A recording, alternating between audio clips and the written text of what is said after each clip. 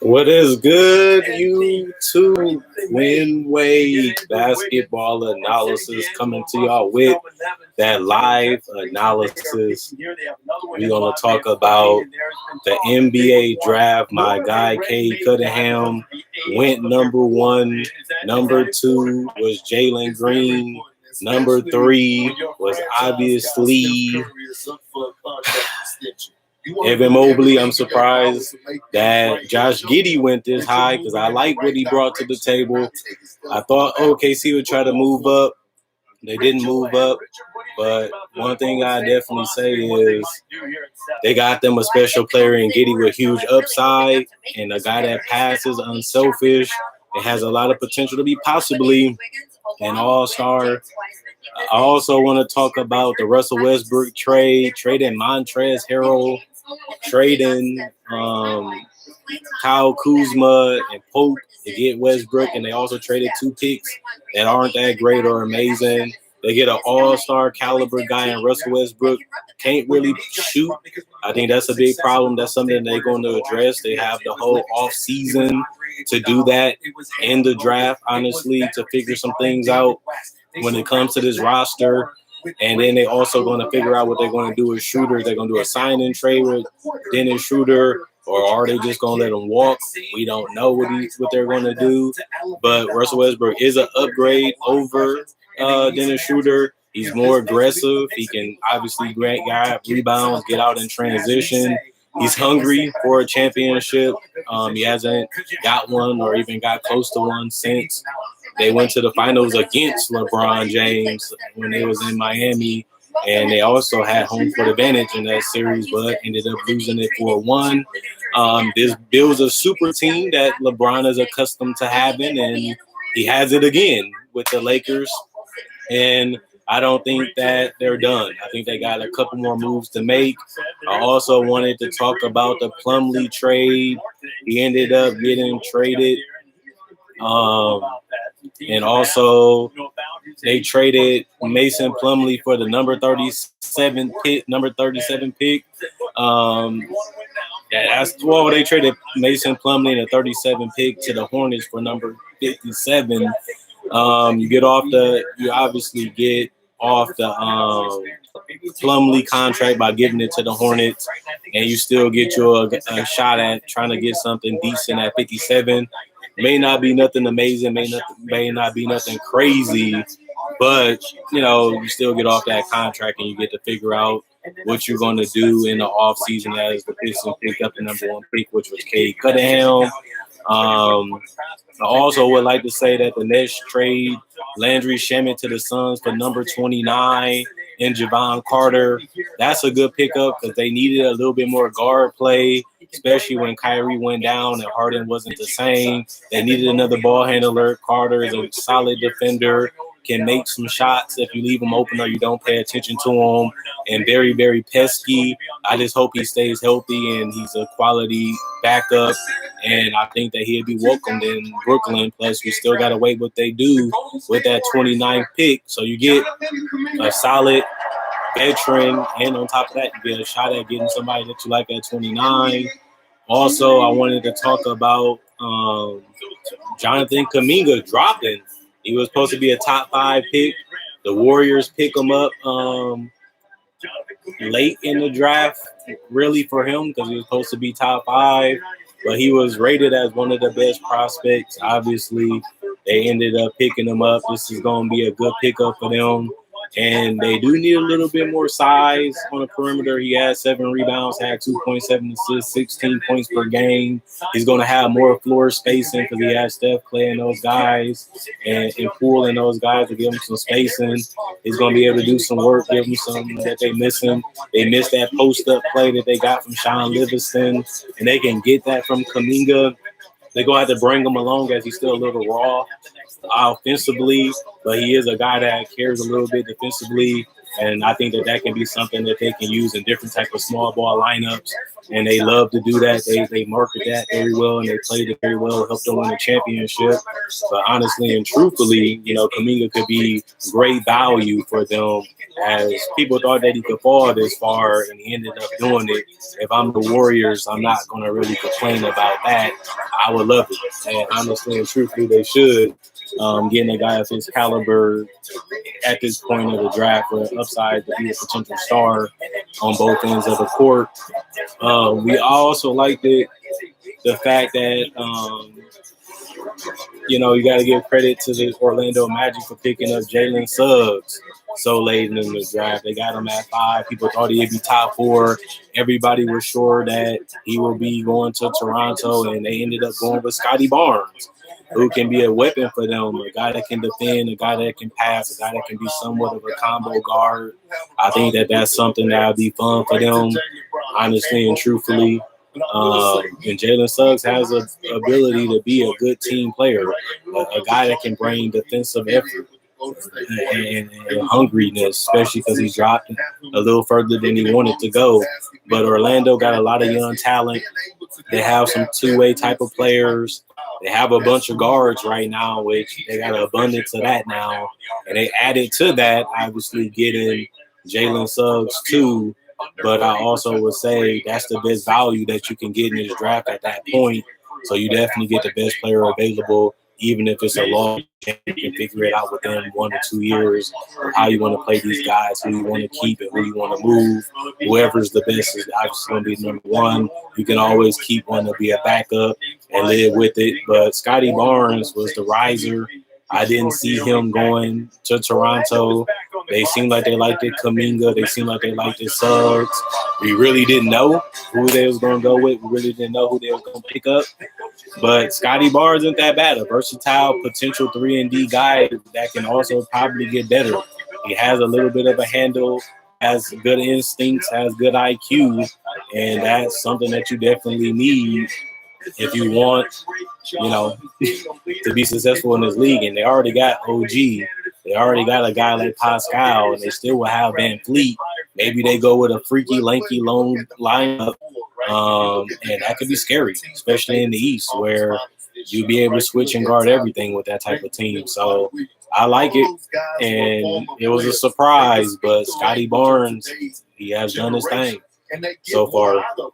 So Orlando, they on the board right now. We're going to see who they're going to pick up. I like the fact that Cade went number 1. I feel like that was a good pickup with the Detroit Pistons. He was the best player available, and he fills a lot of their holes, playmaking, scoring, shooting, and ability to play multiple positions and give them versatility. So that was a good pickup for them. Now we're going to see who Orlando picks again. They got it in. Let's see what they do.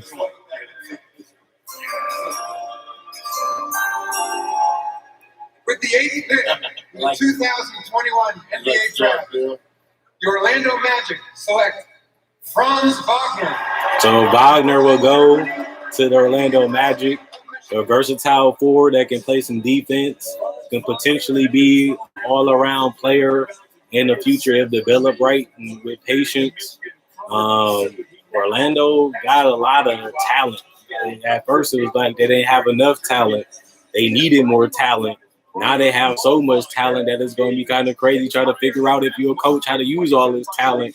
This was a great pickup for them, a guy that can play make a little bit, a guy that can rebound, a guy that can get out in transition, a guy that plays hard, takes pride defensively, and a guy that can fill up the stat sheet, also can score a little bit in the paint. And I think that if you put him with the right talent, put him with the right type of structure, he can be a great pickup for them. I like Franz Wagner. He's a versatile defender with upside and length and size, something that you can't teach. And Orlando got him, And they can plug them in at the 3. They can play them with Isaac, have a long, lanky lineup that can really disrupt everything. And they also have bigs that he can play off of. So Orlando, they should be happy right now with Franz Wagner. They got a good player. I think the biggest surprise right now is Josh Giddey flying up into the top 7. I didn't expect that to happen, but I like Josh Giddey for the most part. I'm liking the fact that Franz Wagner goes pick 8 with Orlando Magic. So Franz Wagner from Michigan going to Orlando as Orlando's made a Sacramento picking at number 9. Let's see who they go with. They need some help. Starting to tick on that regime there. The Kings have the longest active playoff drought. Haven't been in the postseason in 15 years. With Walton looking to be able to get some help. Darren Fox had a career year, averaged better than 25 points per game. Tyrese Halliburton, we know how much Bobby Marks loved him last year. And he paid off with the all-rookie first-team performance. But the interesting thing about the Washington trade, the Washington Wizards agreed to trade Russell Westbrook, a 2024 second-round pick, and a 2028 second-round pick to the Lakers for Kyle Kuzma, Hope, Montrezl Harrell, and a number 22 pick. So I think that's going to be something fun to see what they do with the Lakers. So it's going to be interesting. You know, Russell Westbrook is a polarizing player, a guy that has a chance to win the title. It's going to be tough in the West next year. This is probably going to be the hardest year to win a championship to be in the Western Conference, honestly. But this is why you make the move, and this is why you try to figure out how to make this roster better. They had the chance to be champions again. AD goes down. Now they get that third playmaker, that third rebounder, that third guy that can put pressure on the defense, can pick some defenses apart, and give LeBron a break off handling the ball and trying to do everything at his advanced age. Russell Westbrook ain't that young. He has injury problems, but they took a gamble. They swing for the stars, and we're going to see if it pays off. What's your feeling? What should they do? Yeah, Franz Wagner was the name that you heard. Now he's off the board. You know, keep in mind, this is an analytically based front office now, right, with Monty McNair. And so the number one guy analytically is the Turkish big man that you see there, Alperen Şengün. Like on a lot of NBA teams' analytics models, he's number 1, okay? So keep him in mind. I would take James Bouknight. You know, he can really, really score the ball, and I think you could play kind of a 3-guard lineup with Darren Fox, with Tyrese Halliburton. I think Davion Mitchell, I love his toughness. I don't know how well he fits there, but Bouknight definitely one to watch here. I agree. I go with Bouknight because of his ability to score as a shot maker. What is it about Şengün that puts him atop the analytics model? He was one of the most productive big men we've seen at 18 years old in European basketball history. I mean, 18 points, 8 rebounds, almost 3 assists, at least a steal and a half and a block and a half per game in like 28 minutes. You know, shot 65% from 2. I also want to say the Cavaliers acquired Ricky Rubio for the Woods for Taurean Prince. The Cavaliers have agreed to basically trade cash and a 22 second-round pick. So Minnesota will also get cash and a 2022 second-round pick. Rubio returned to the Wolves during the 2020 offseason. The Cavaliers acquired Prince as a part of the 14 James Harden trade. Obviously, the Cavaliers need a backup point guard or a starter, and Ricky Rubio could be either or for him. He still doesn't have the jumper. His defense has declined a little bit, but he still is a solid veteran that understands the game, makes teammates around him better, and has been a solid, steady player his entire career. Prince has really been in and out. His defense slipped a little bit. Hasn't really been well received in the league the last couple of years since he left Atlanta. But, you know, Minnesota really don't care. They get another wing. They get some cash, and they get a second-round pick. That's not that bad for Ricky Rubio, who is a solid veteran. Now we got to see who they're going to pick with Sacramento. They can't get for some reason, right? But you look at the emergence of Darren Fox, someone that they drafted continues to get better. The rookie Halliburton. I'm thinking, hey, you know, you still have Moses Moody right here that's still out there, a guy that could space the floor, great net, sneak athletic, never know. Kings have made a decision. Let's go to the podium, Edison.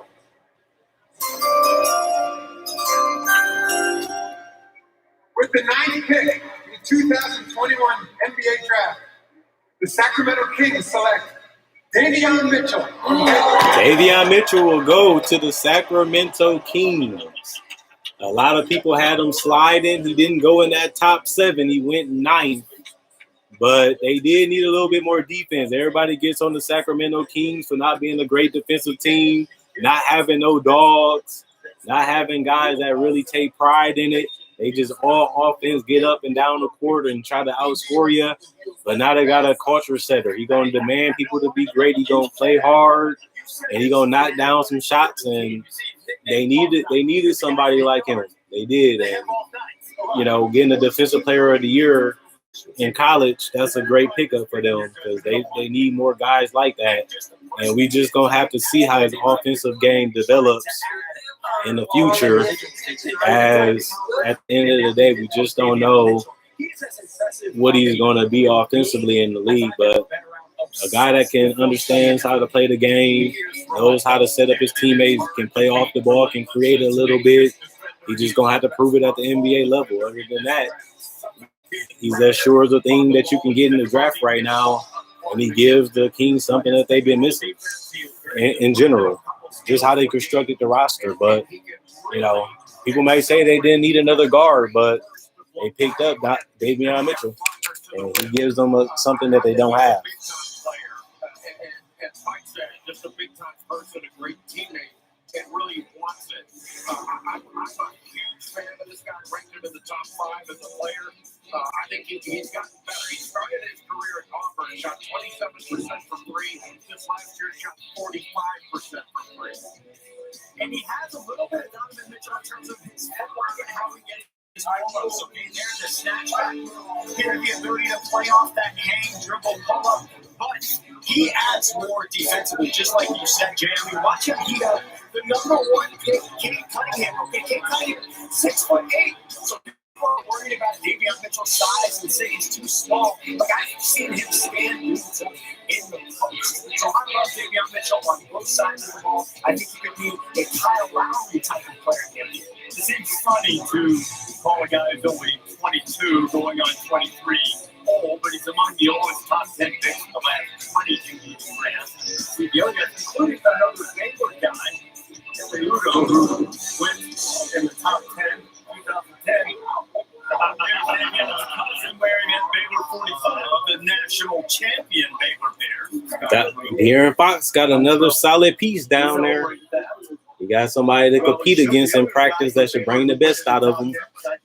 Darren Fox is one of the stars in the league, still trying to get to that all-star, superstar level. But he got his max contract, and he's trying to bring some winning ways to Sacramento. We'll see what they do. Number 10 pick by the Pelicans. The New Orleans Pelicans, but this is traded to the Memphis. Is on its way to Memphis as a result of the trade. The proposed trade that will become official, swap with the big man and Eric Bledsoe, along with Steven Adams going to Memphis. Some other picks involved. Jonas Valanciunas going to the Pelicans. 2021 pick 17th and 51st overall. So Memphis is on the clock at 17. That pick will go. Now we're going to see who they go with. Because Memphis pretty much been pretty solid. They've been able to be competitive. And they've been having a lot of injuries and a lot of chemistry problems, but they still been getting the job done, not making no excuses, going out there competing, trying hard, doing the best they can. And they have been a successful team the last 2 years, even making the playoffs and giving Utah some tough games, and even won a game against Utah. So I think that that's pretty fun also, honestly. That should be pretty cool to see what they do. Let's see who they go with. Everybody want to know what Zion going to have with him. He needs some more help down there. Let's see what they go. But Memphis, they're going to pick.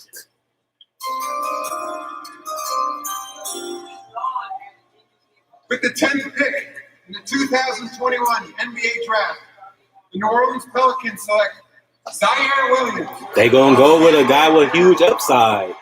We know that the Memphis Grizzlies need a wing. We know that they need a potential superstar to go Jaren Jackson and Ja Morant, and Zaire Williams is a guy that has a lot of tools, size, length, athleticism, potential shooting from mid-range, potential shooting from three in the future. And you can't teach height, you can't teach length. And even though he's a project and a guy that's going to take some years to figure it out, Zaire Williams is a guy with huge upside and potential all-star potential. And they're picking him up early in the draft. But if they feel like this is their guy, they might as well take him now because he might be gone. And they picked him up. So, you know, he only averaged 10 points, 4 rebounds, 2 assists in Stanford. Not the greatest numbers, not the greatest season, but we're judging him based off his future, his potential of what he can become. And Memphis got something special if they can develop him and if he tries harder defensively. He has potential to be a good two-way player. And most of the time, teams don't take no chances of passing stuff like that up. And Memphis, they got their guy. They feel like he can be a good contributor in the future.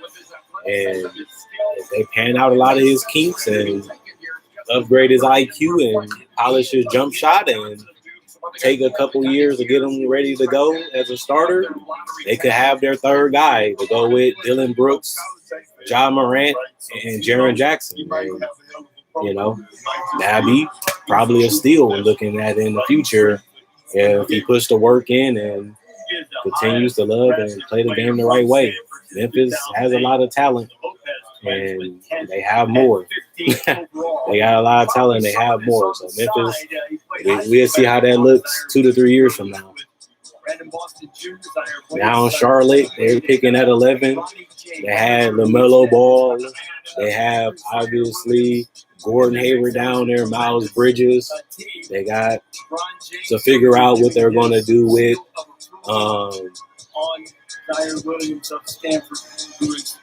they got to figure out what they're going to do with their guard position, who they're going to build around, who they're going to keep, who they're going to pay, who they're going to let go. Like I said, they did make a trade earlier today to get rid of to get Plumlee. So Charlotte going into a direction where they want to win now and they want to be a playoff team. And they got their potential superstar in LaMelo Ball. And he has been Rookie of the Year so far, and he has been fun and exciting. This number 11 pick could be big for them. Really, really big for them. Really can be real big for the Charlotte Hornets. But not a lot of superstar potential left right now based off Mike Schmidt's best available. But at the same time, Charlotte just trying to add to their talent pool. They're just trying to add a little bit more razzle-dazzle to their already decent roster. So Charlotte been on the uprise. Last year they had a terrible season. This year Charlotte rose up to being a potential playoff team, finished with a 33-39 record, 10th in the East, and they missed it by a play-in game. But they also did, have a better season than most of the squad coming in. And so did LaMelo Ball. A lot of people thought LaMelo Ball was raw. He had to figure out a lot of stuff, and he proved a lot of his players and doubters wrong. And hopefully he can take another leap like he was doing throughout the regular season and have an even bigger sophomore season, and maybe they can be back in the playoff race or lock up one of those spots and do something special with Charlotte. But this number 11 pick could be huge for them depending on who they go with. There's a lot of good, significant players left that have some upside to be at least all-star caliber guys, and Charlotte can add that to their bag of already going. You got to figure out what they're going to do with Malik Monk. You don't have to figure out what they're going to do with Terry Rozier as he's getting a little older, and his contract already getting ready to end, which is hilarious. And then we still got to see what they're going to do, with LaMelo Ball. He's their primary ball handler and their primary decision maker. It's going to be important to put the right pieces around him. He is a future point guard at the end of the day. Visit WisconsinDriveChevy.com. Before I started investing, I thought it was just I also want to see for celebrities. who's going to go top 20, all top 20 But picks. then I realized how It's capable going to I be actually important. am. There's no reason for myself, my family, We're going to others in my see community what the to draft not have. holds in There's no the reason first we round. can't work collectively to build some generational wealth so that we can live more vibrant, abundant, fulfilled lives. I'm Ferris, and I'm an investor.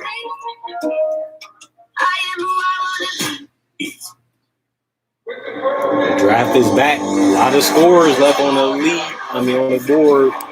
We're going to see who Charlotte decides to go with or if they're going to trade it.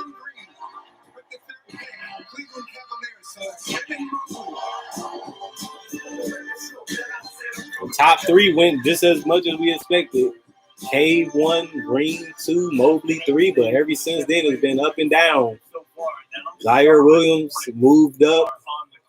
Wagner moved up. Caminga dropped down. Giddy flew up at 6. And Scotty Barnes flew up into the top 4. Last year they went for LaMelo Ball, and man, did that work out quite well for them.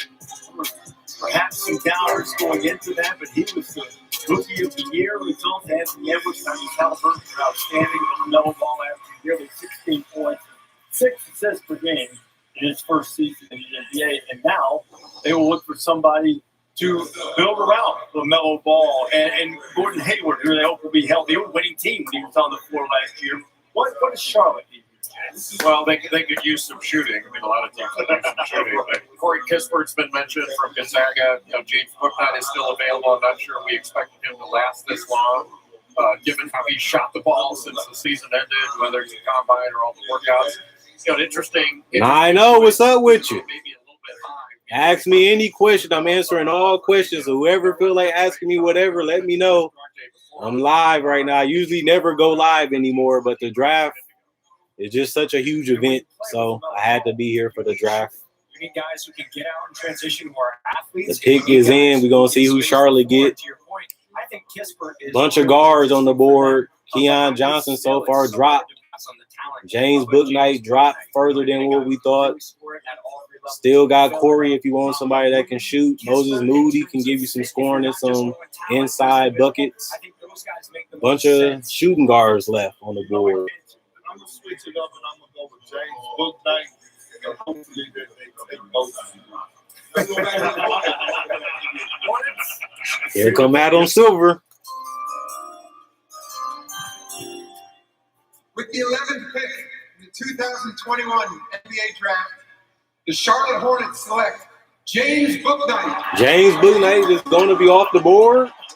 A scoring shooting guard that can give them some size at that shooting guard position. Can play off screens in the pick and roll. Can shoot some mid ranges. Showing improvement as a 3-point shooter in workouts. A guy that can really give you some buckets. And Charlotte needs spacing. They need a creator. The steal of the draft so far is probably going to be James Bouknight at 11. I didn't think he would drop that far. 18 points per game, 5 rebounds, and he got to improve his playmaking and his assists. But, you know, when you got LaMelo Ball setting you up and running the break, you don't really need to do nothing but put the ball in the basket and give him some spacing. And James Bouknight can do that. And he's going to be a little rough as a rookie, but he'll figure it out in the future. That's all that matters. But I also thought that Giddy probably was the riser. Picking him at 6 was a surprise to me. But, you know, they're going to love having him. But now we're going to see where these other guards flaw. Keon Johnson is a little bit more raw. He has flashes of what he could be. He has flashes of being a guy that can be a star caliber guy, all-star caliber guy. But he dropped a little bit. He has high upside, athleticism, and a good body. And Bouknight is a bucket. He almost went to Siena. This is not a kid who was highly touted right away. He told me a story. He was sitting at his kitchen table and he had an offer from a prep school in Siena. He went to prep school. What y'all thinking about that Westbrook trade? an athletically gifted shot maker, but what he really needs to do is improve his three-point shooting. He only shot 29% from three, but he's another guy we talked about. His numbers don't match up how good of a shooter he is. Similar to Zaire Williams. He didn't have the best year shooting in catch-and-shoot situations, but I think he can shoot it. I see him coming in as a six-man. Yeah, Russ is going to be a guy that's going to be hungry to prove people wrong because he has a shot at winning the title. Now we just going to see if he can take advantage of the situation that he in and try to win it all. Serge got his ring. KD got his ring. And now we're going to see if Russ can get his ring and Harden can get their ring. That's going to be the question. Praise Kate Cunningham for playing his best. San Antonio picking that number 12. They got an abundance of guys with upside. They have a lot of things that they can get right now that's available. It's going to be interesting to see where San Antonio goes. They went from their playoff ways all the way down to being a team that's been on the borderline of being a playoff team each and every year, but they haven't been able to get over that hump. They haven't been able to get over that playoff monkey.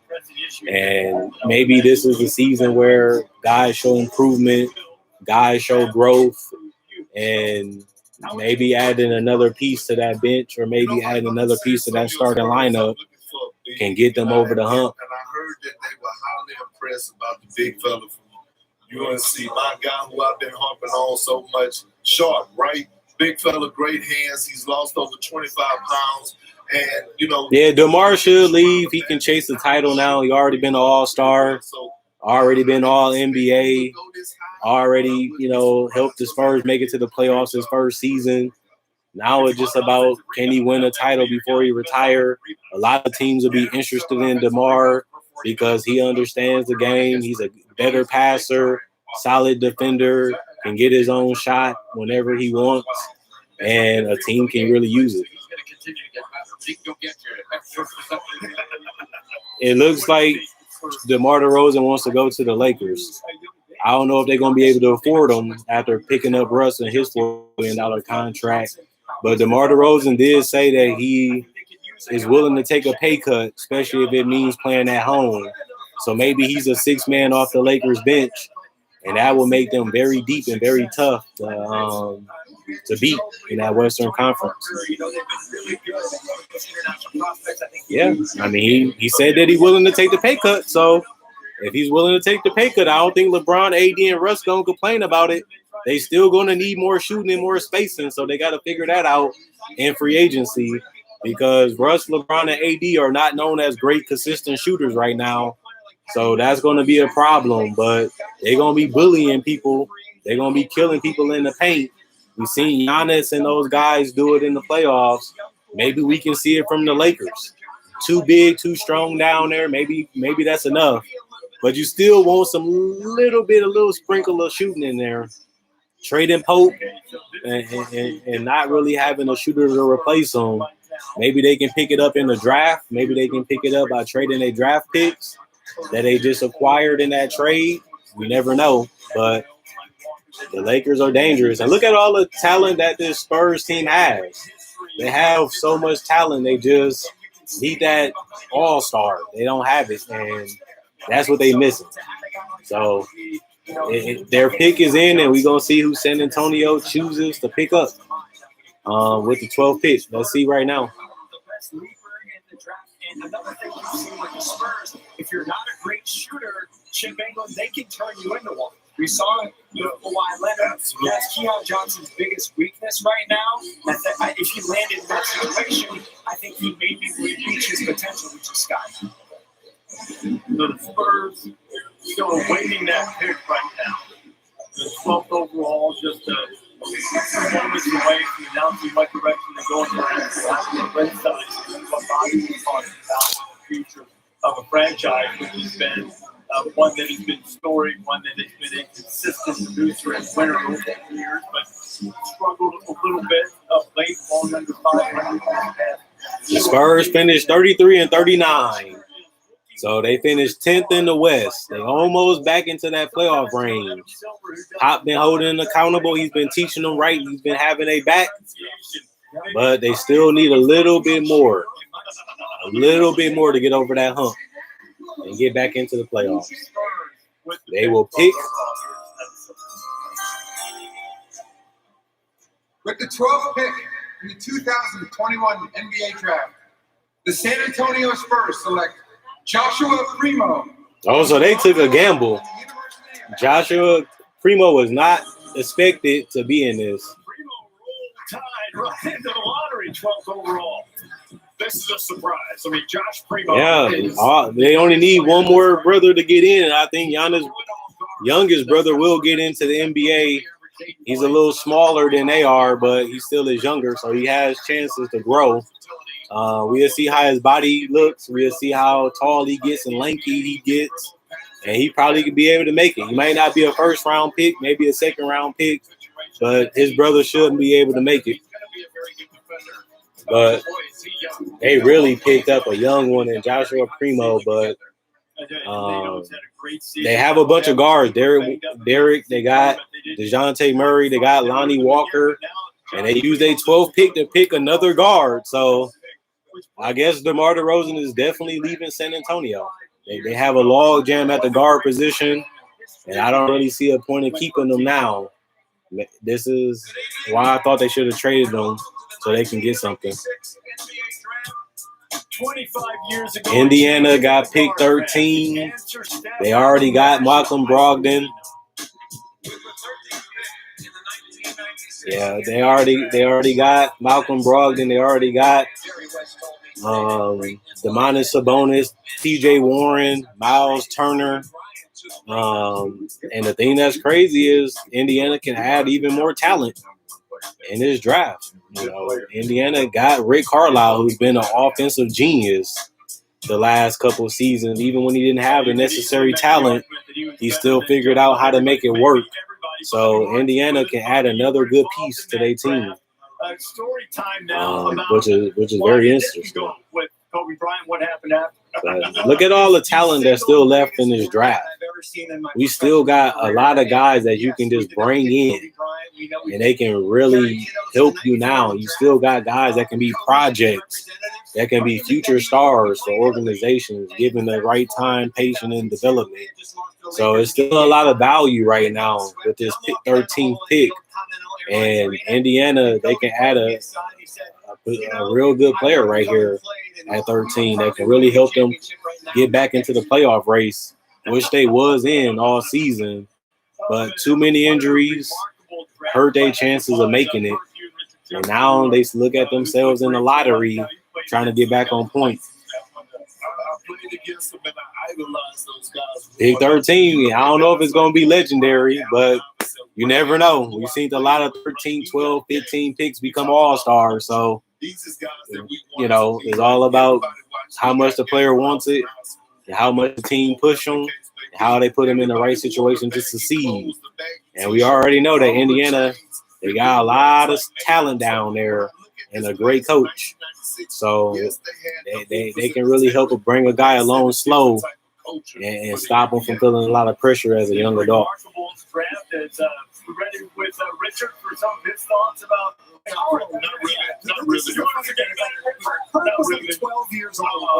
But Keon Johnson has really failed.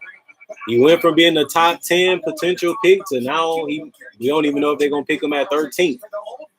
But I think the biggest surprise so far is the Spurs picking Joshua Primo. That's probably the biggest one. I didn't see that happening. I didn't even think he'd go top 15. And he did. So Joshua Primo is probably the surprise of the draft. The Spurs seen something in him, and they went around and got them. That's their guy. So, you know, that's the biggest surprise right now. The Spurs picking Joshua Primo. The funny thing about this that Richard was talking about how I'm 12 years old, but he just basically repeated everything I said. So carry on. We got the pick is in, so now we're gonna see what Indiana does. Again, we're going to reference Bird. he doesn't remember that. Don't let anybody fool you. He just watches a lot of old basketball videos. So you're saying that he's young and fresh, and you're Ask me any question, guys. I'm answering any question. I'm live for the first time in years. I haven't been live in years. But y'all got me for any question that y'all want to ask. I got y'all covered until the first round is over. Anything about trades, anything about teams, anything about the draft, whatever you want to ask me, let me know. Drop them like it's hot. So see, that is my number one draft class. You got a team of life on Michael Jordan, Charles Barkley, and John Stockton. That four right there is better than any class, I think, to this day. And I know here comes Adam Silver with the 13th pick. That right there, I don't know if we're going to see a draft class like that because those were like grown men. They were seniors. They were showing up when they were ready to play. That was very, very different. Junior senior. It's so good to be here on a night like tonight where you look at the 84 draft, you look at the 96 draft, you look at the 2003 draft. This draft feels like it's going to be one of those. Yes. And to be in on the ground floor of the night. They also got the 54th pick and the 60th pick, so Indiana can really add a lot in this draft if they decide to trade up or keep the pick. This is going to be interesting. But Corey Kispert on the board. You got Moses Moody. You got Keon. You got Singa. Jalen Johnson still on the board. Some people thought he'd be a lottery pick too. With the 13th pick in the 2021 NBA draft, the Indiana Pacers select Chris Duarte. So Chris Duarte is a solid scorer in the NBA. I can see him being a guy that can catch and shoot. I can see him coming off the bench. I can see him being a good piece for them. They got a little bit more help and a little bit more shooting. Picking Chris, he was in this range of 13 through 16, and Chris is now going to Indiana. So they didn't get a superstar. They didn't go swing for the fences, but they got a guy that knows who he is. He knows what his role should be, and he ain't going to do too much to disrupt this team. He's going to come in and fit right in. 4 rebounds, 2.7 assists, 17 points per game in college. He's not going to be able to do that on this team, but adding another shooter, adding another guy that can make plays, make shots, you can't really go wrong picking him at 13 if you're Indiana. So they got a solid player in Chris. If you're new to the stream, ask me any question, trades, draft, free agency, whatever you want to ask me, let me know. Yeah, what's up, Dennis? I haven't seen you in a minute. I don't even work at Mahler no more. I work at a different company. But I had to keep it going. They love when I do this. I had to keep it going. I don't even do live streams. They had me going today, so let me hop on this live stream. Let's see what these people got for me tonight.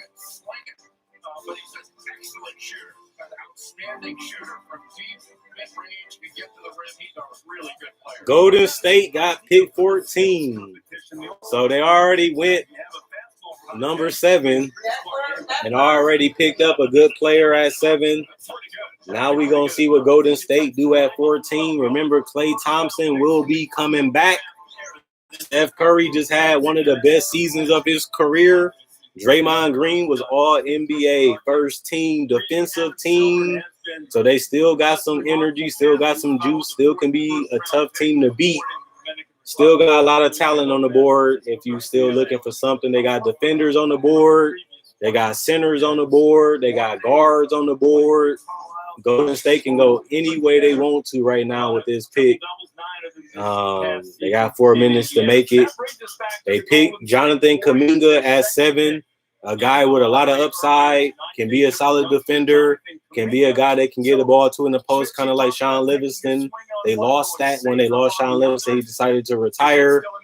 Caminga can also be a guy that can knock down some mid-range and some threes in the future, be a guy that you can give the ball and create a shot every once in a while. So I do think that Caminga was a good pickup for Golden State, probably the best valuable asset that they could have got, as a lot of people looked at Caminga as a guy that should be a top 5 pick, 6 at the lowest, and he ended up getting picked up by Golden State at 7. Best part about Golden State is is a lot of talent still left on the board at 14. We know they took Jonathan Caminga at number 7. Moses from Arkansas was a player they seriously considered at number 7 with Caminga. They did not imagine he'd be available to them when they picked again at 14. Moses Moody is another guard, by the way. Caminga is a guard. Moses Moody is a guard. So they already got Jordan Poole, Klay Thompson. Oh, they got the pick in. So now we're going to see who Golden State decide to go with in the draft.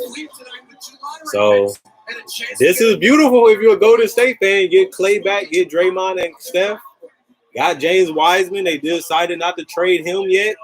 So they still got James Wiseman coming in. Hopefully he's going to be better on both ends of the court. Has potential to be a stretch 5 for them that can give them more spacing and more pick and roll options, and has the athleticism and the length to be, a solid defender in the future. He was very raw and had a lot of injuries this year, but it seemed like Golden State going to ride with James Wiseman right now. The draft looking good. Some craziness going on right now. Some guys that went up a little higher than I thought. Some guys that I didn't see flying off the board as fast as they did. But the draft, you just never know. That's why we always watch. With the 14th pick in the 2021 NBA draft, the Golden State Warriors select Moses Moody. Moses Moody will get picked up by Golden State. So they get Caminga and Moody. So they get more scoring, which they did need off their bench. And they got that answer in this draft with Caminga and Moody coming in with other guys that are still developing for them. So, this is going to be interesting to see what Golden State looks like, honestly, when the season starts. It's going to be interesting to see this.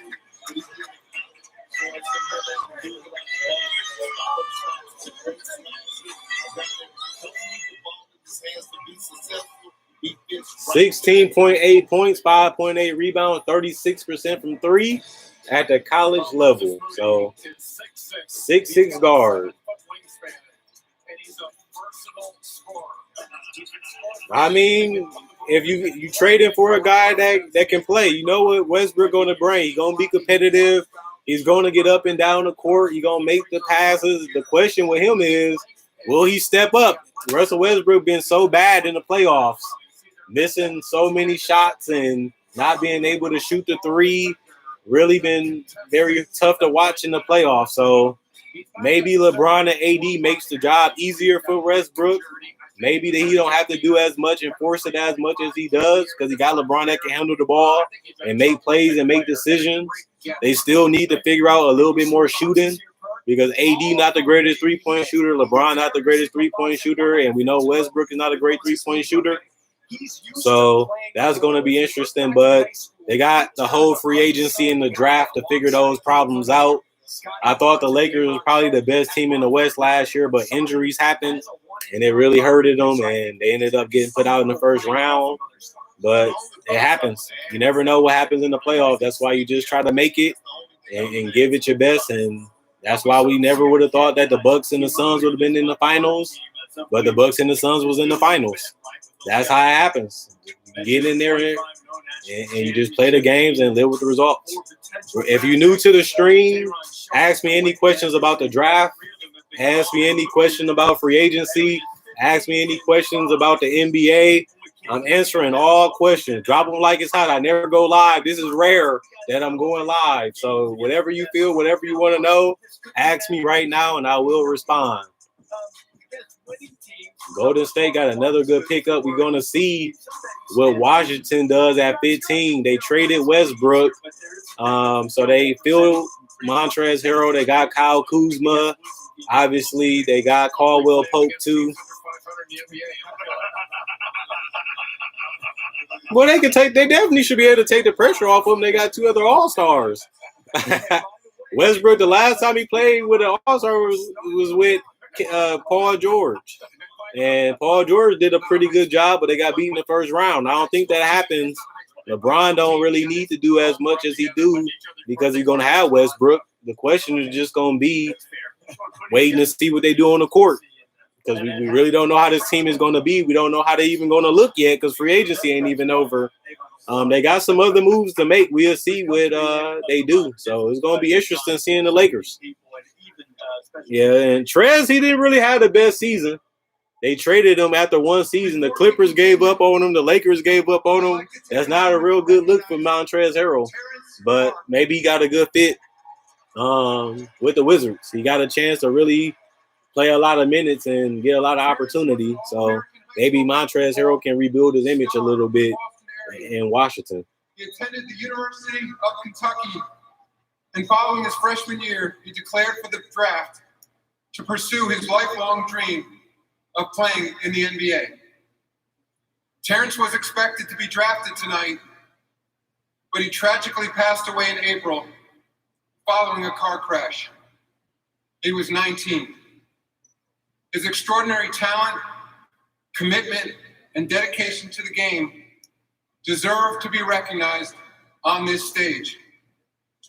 With us this evening is Terrence's mom, Asmin, his brother Gavin, his sister Tatiana. To the three of you, and to all of those who knew and admired Terrence, please know that he will forever be part of the NBA family.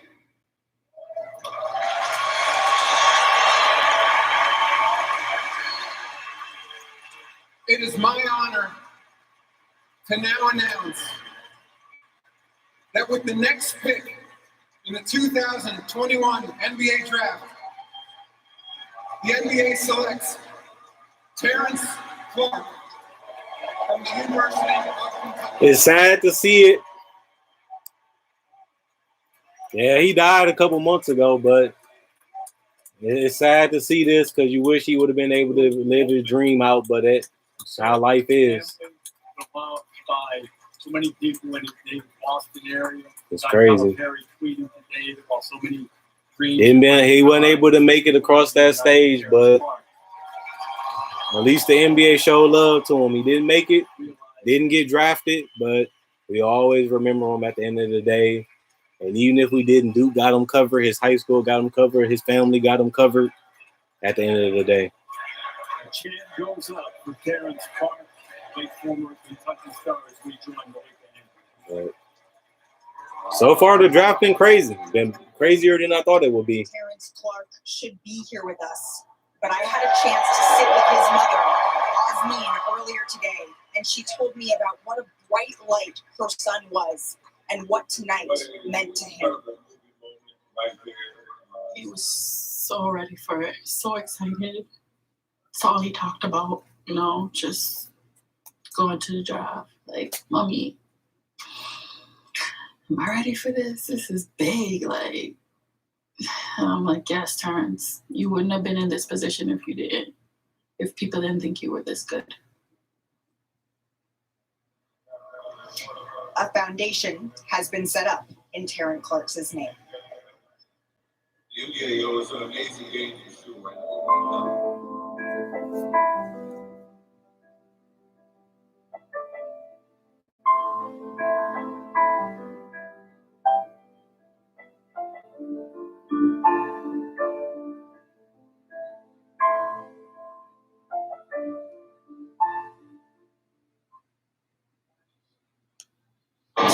Had to give him his moment of silence.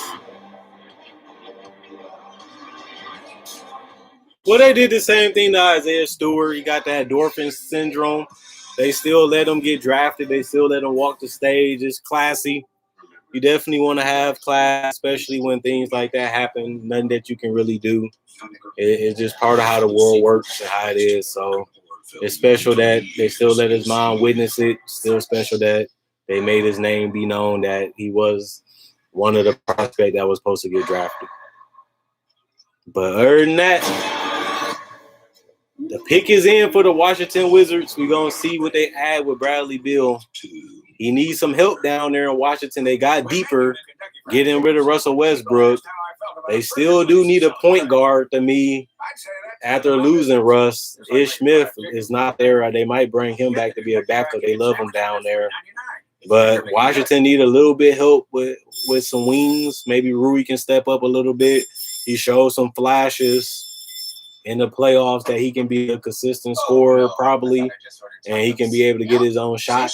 He improved every single year going into the NBA, and he improved every single year since he's been in the NBA. I still think they need to figure out that center position. Sengun would be a good pickup for them at the center position. He's a guy that can get his own shot, can dominate in the paint, has upside to be a guy that can space the floor from mid-range and three, given the opportunity. But they also have a chance to get another good piece or, a guy that has some upside. Bradley Beal has the ability to sign a $225 million extension with the Washington Wizards, as he was an All-NBA and All-Star player, and he can probably do it again if he stay with the Wizards. Yeah, Kuzma, he want the opportunity. He feel like he can get buckets. He feel like he can be a potential star. Going to Washington, he has that chance to be a star. And, Washington needs him to be a star. So Kuzma finally gets a chance to break out. He got his money from the Lakers, and they kept saying they was going to trade him. Now Kuzma finally got traded. Now we just got to see what he's going to do with this opportunity. Can Kuzma average 20 points per game in the NBA? We going to see this year. They need somebody to space out the floor for Bradley Beal. Maybe he can hit some threes too. And Montrezl Harrell, he was a sixth man of the year 2 years ago. So, he's going to try to go out there and show out. He's going to have the opportunities in the minutes if he stays. He opted into his contract, so he has a chance to rebrand himself. And Caldwell Pope, I don't think he's going to stay, but he gives you another shooter, another scorer. The stars can't be found. Kawhi Leonard was just outside the lottery in 2011. Jimmy Butler was barely in the first round in 2011. Giannis worked out okay, 15th overall, which is where we sit right now. Won the World Championship earlier. Rudy Gobert, 27th overall. Pascal Siakam, also 27th overall, part of the NBA champion team a couple years back. And now sitting and waiting as Washington Wizards are on the clock. There is Corey Kispert from Gonzaga. Jalen Johnson also waiting. Washington Wizards on the clock at 1 point, 15 games under 500. Rally to make the Washington pick is in. Now we're going to see who they draft. The Wizards will pick. With the 15th pick in the 2021 NBA draft, the Washington Wizards select Corey Kispert. They get a shooter to go down there in Washington. They get a guy that can put the ball in the basket, a guy that can play some type of defense. We shall see what he does in Washington. So they got some guys that want to score. They got a lot more scoring in Washington now. They got some more shooters. They got some more scorers. They got some guys that's hungry, that want to prove themselves, that really want to change their name in the NBA, build a brand in the NBA. Now they just got to get Washington. Just need Bradley Beal to say, we need you to sign this extension to stay with us, which he can do next year. He's not a athlete, but he's disciplined and he's smart. If you look at a guy like Joe Harris or Kyle Korver, we have questions about them defensively coming out of college. If you're new to the stream, you can ask me any question about the draft, free agency. You can ask me any question about anything basketball, anything you want to know about basketball, anything you want to ask me, anything that you wanted to ask me that I never answered, you can ask me right now. I very rarely go live. So whatever you want to know, whatever you want to ask, drop them like it's hot, and I answer them right now. So use the chat to ask me any question. Corey Kispert is a good pickup for the Washington Wizards. A lot of us had him going 15th or 18th, and he has been picked up. 16th pick is by the Oklahoma City Thunder. They did pick up Josh Giddey at number 6. Giddey was a risky pickup, but they have time, they have patience at the end of the day, and Oklahoma City has a bright future, as we see, and they added another piece with Josh Giddey. They took him a little higher than they had to, but he is a guy that has all-star caliber upside if he can learn how to shoot the floaters, the spot-up three, and a mid-range jumper from time to time. His playmaking is there, his rebounding is there, and he has a high IQ for a teenager. That could be a sneaky pickup for the Thunder, but that's years from now. 2 to 3 years from now, we'll see if Giddey is a good pickup, but you can say that about a lot of players in this draft. That's how it usually goes. But when you look at it right now, the Thunder don't really need anybody specific. They can pick up another guard if they want to. They really need more shooting, more scoring, as they show on the draft team needs. And they have some guys that can put the ball in the basket that's still left.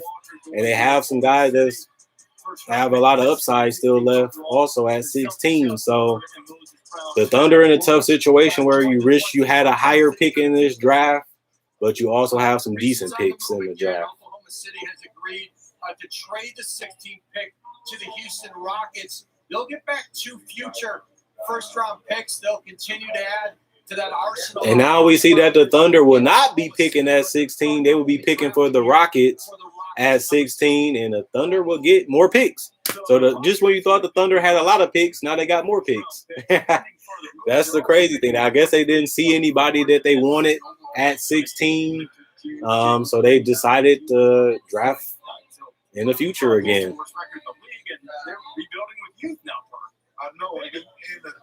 They possibly could, but yeah, I mean, they could technically do all that for K, but I don't know if they would do it. You know, Sam Presti, he loves those picks. That's why he keep getting more. Now he just got even more.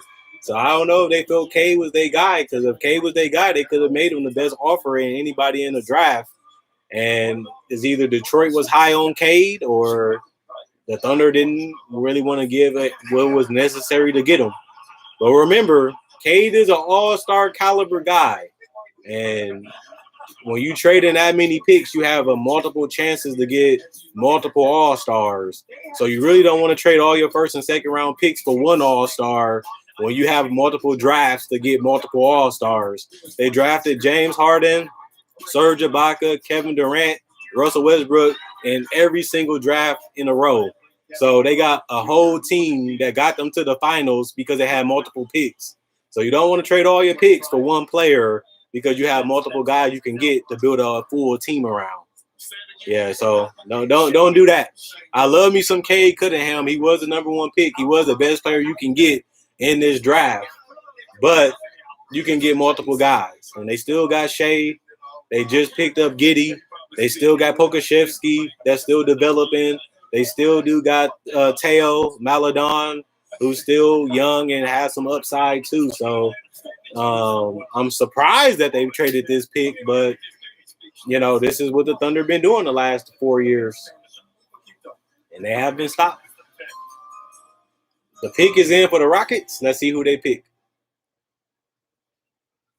With the 16th pick in the 2021 NBA draft, the Oklahoma City Thunder select Alperen Sengun. So they go with offense. They already have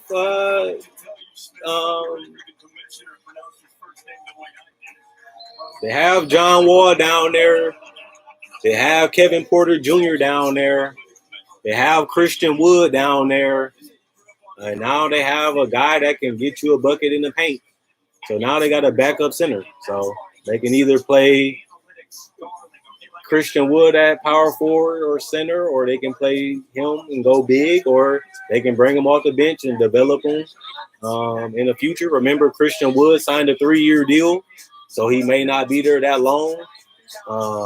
So maybe they got a guy that they can see being around there long term. So they can make him restricted and keep him longer. So he has high IQ, he has good footwork, can roll to the rim and finish, can also be a solid playmaker. Like I said, he has the ability to stretch out his jumper with mid-range and threes in the future. and really be an offensive force. Defensively, you may never be a great defender, but if you can be a solid team around him, maybe you don't complain about that. He's not a running jump athlete, okay? He's not going to change ends that quickly. He's not really going to guard pick and roll at a high level, but he's a presence. Yep, so Memphis is at 17. So they did this trade in the Steven Adams trade where they was able to trade Jonas Valanciunas to get 10th and 17. So this will be the Pelicans pick, I think.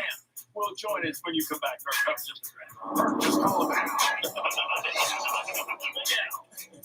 OKC got the pick after that. Y'all can ask me any question that y'all want to. I'm answering all questions, draft, free agency, random basketball questions, whatever you want to know.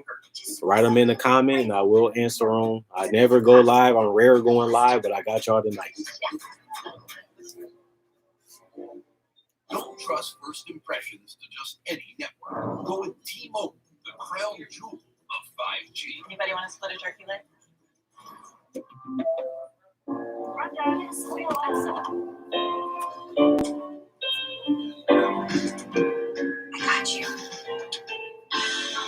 So Keon Johnson has been the drop of the draft. He was supposed to be a lottery pick. The Hornet got a good pick. That James Bouknight is a guy with huge upside, a guy that can get you a bucket. He can get to the basket. He can play off screens. He can shoot threes potentially. If his three-point shot comes around, he can play on and off ball, and he can also cause a lot of chaos because if you got a guy that can play in the pick and roll, make decisions, can score from all three levels, he can be a tough guy to defend and give teams a nightmare, especially when you have guys like LaMelo Ball who can shoot set threes and also play make himself. They'll be fun in transition as they can get up and down the court, and they're going to be tough to defeat if he develops the right way.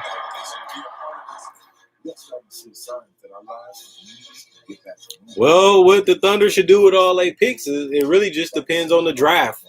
It depends on what draft pick they get next year. If they bad again, you just wait and see what the lottery say. If the lottery say you got the number 1 pick, number 2 pick, number 3 pick, you just go accordingly. You really don't know what your picks are until the lottery happens. If the lottery doesn't happen, you don't really know what your picks are. So the Thunder, for example, got so many picks that they don't even know what they are until that draft happens because the lottery has to happen first to know what they're going to get in those draft slots. And then we also got to know what players are going to be available in those areas. So Josh Giddey is a guy that's going to be good years from now. They picked him up. So that's going to be interesting to see how he plays. They still got Shea, who's going to be up for his extension. It's going to be interesting to see can he get to that all-star level. He's been a borderline all-star, especially last year, had an injury. That's not what you want to see, but Shai Gilgeous does his thing. He really can. He understands the game, can get his own shot, and shot better than we thought from the perimeter. And if he continues up that way, he can be a heck of a player. You can play him at the 1 or the 2. He's a combo guard, and he has the size to play either position, has the handle to play either position, and can score at either position. So he's a valuable piece, and hopefully they keep him around and don't trade him because he's young and he's really showing the growth in the right areas. If you're new to the stream, ask me any questions from draft, free agency. Also, you can ask me any questions about basketball. I will answer any question. Just comment, and I will answer any question that you guys want. Just remember, I usually never go live. This is one of the very times I go live to answer all your questions, so take full advantage of it. Memphis Pick is almost in.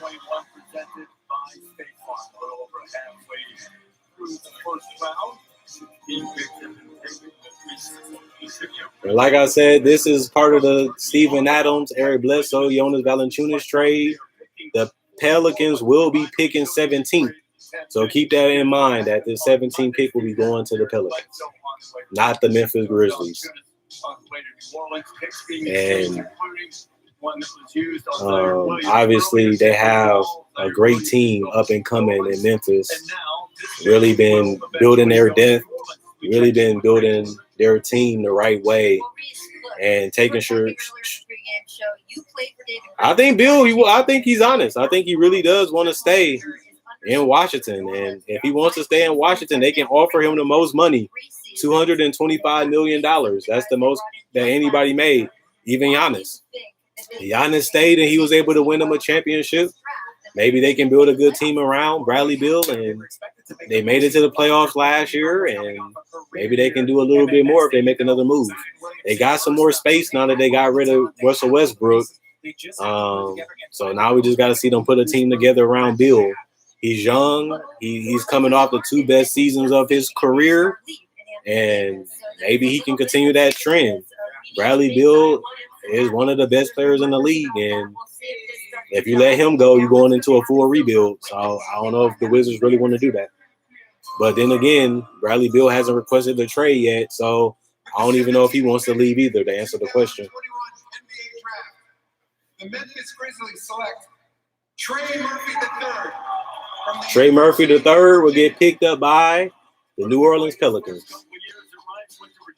So this is a 6'9" guard forward. And this is something that's perfect for the Grizzlies.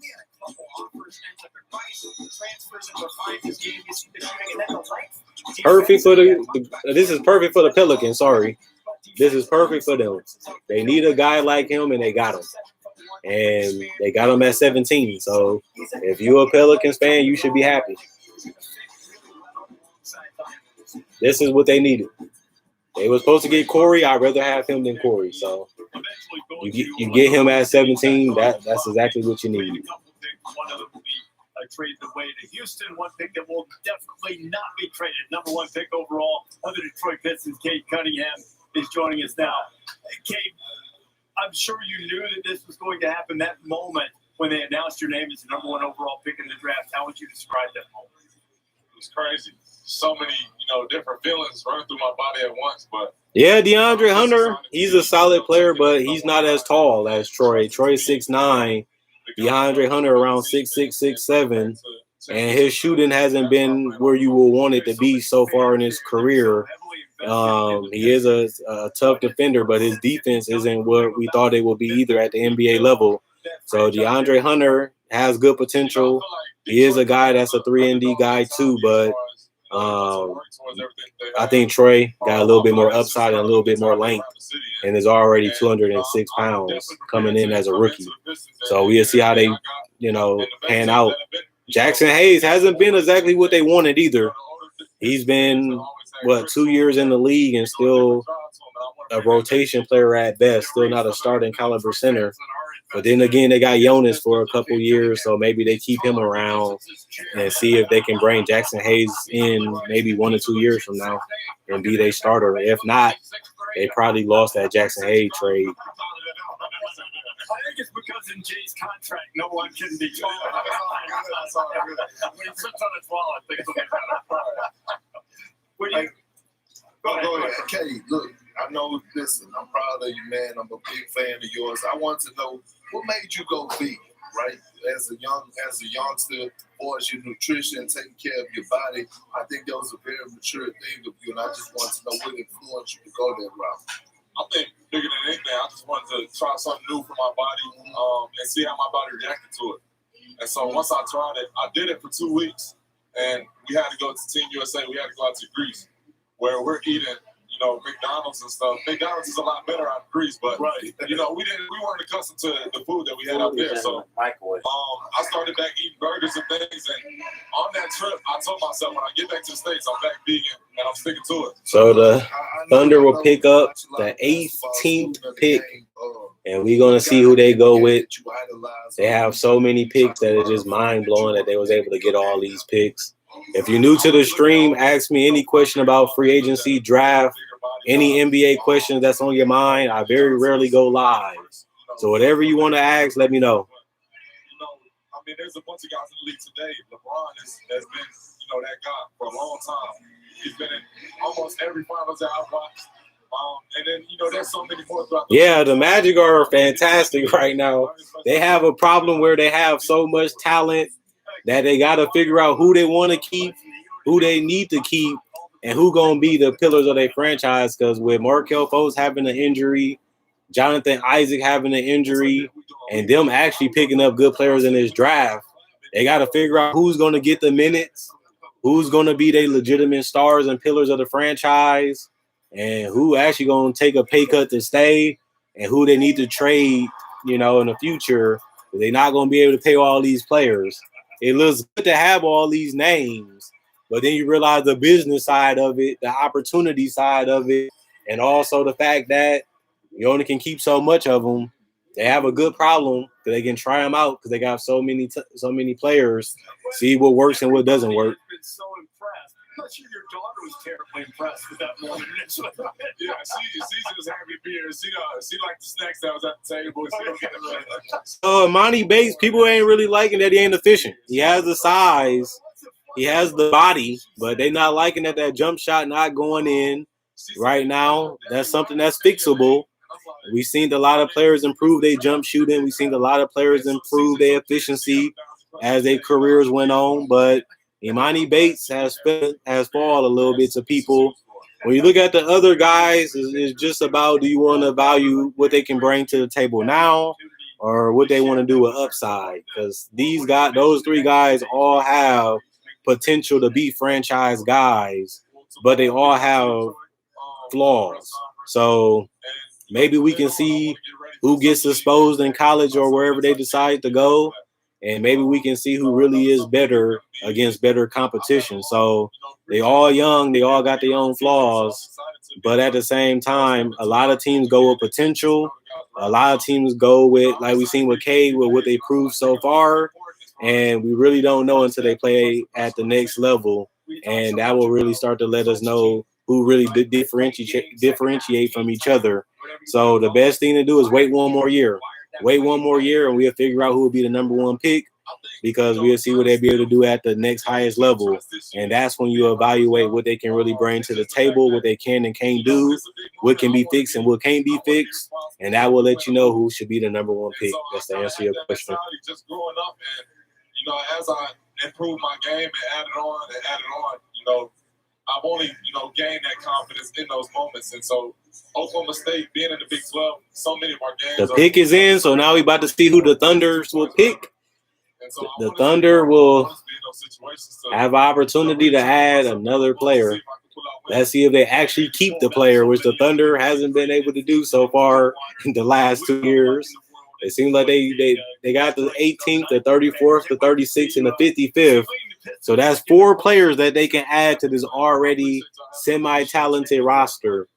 The problem with the Thunder is they have so many projects, so many guys that's so far away from being good NBA players, and they get a chance to add more. So we're going to see what they do right here. This should be interesting. They got a lot of talent left on the board, and this should be interesting. Including this one of them they've already traded away. Cade making his way out, the gentleman that he is, greeting all of us, and now who Oklahoma City greets the latest member of the Thunder. With the 18th pick in the 2021 NBA draft, the Oklahoma City Thunder select Trey Mann from the So Trey Mann will get picked up by the Thunder. Another guy out of Florida getting picked up. Another guy that can get a bucket. But they need guys that can shoot. They need guys that can score. So I don't really think this is the wrong pickup, because they need that. Shai Gilgeous can't be the only person trying to create a shot and make a shot. They need more guys that can give more versatility. They need more guys that can give them more force and more punch. And I think Trey Mann can possibly do that. He might not be that efficient as a rookie, might make a lot of turnovers and mistakes, but then again, you're picking a teenager. So that's what you should expect from him as their first year as a rookie. And it should be interesting to see how this Thunder team is going into the regular season. They have so many players, and the pick that a lot of people have been waiting for is the New York Knicks at 19. And they in New York, the fans going crazy again. They trying to add another piece to a playoff team that surprised all of us. None of us seen the Knicks making the playoffs when the season started, and they was able to become a top 5 seed in the East, and none of us thought that would happen.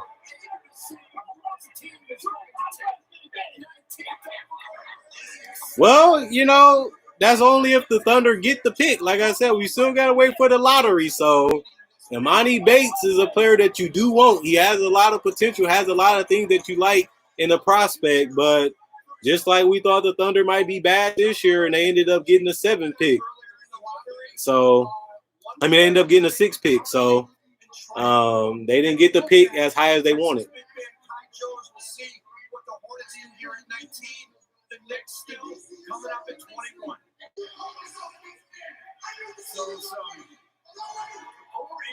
A trade just happened. So, will anybody get traded? Somebody just got traded again. So, yes, there will be more trades. A proposed trade for the Hornets just happened. So, the trades are not over.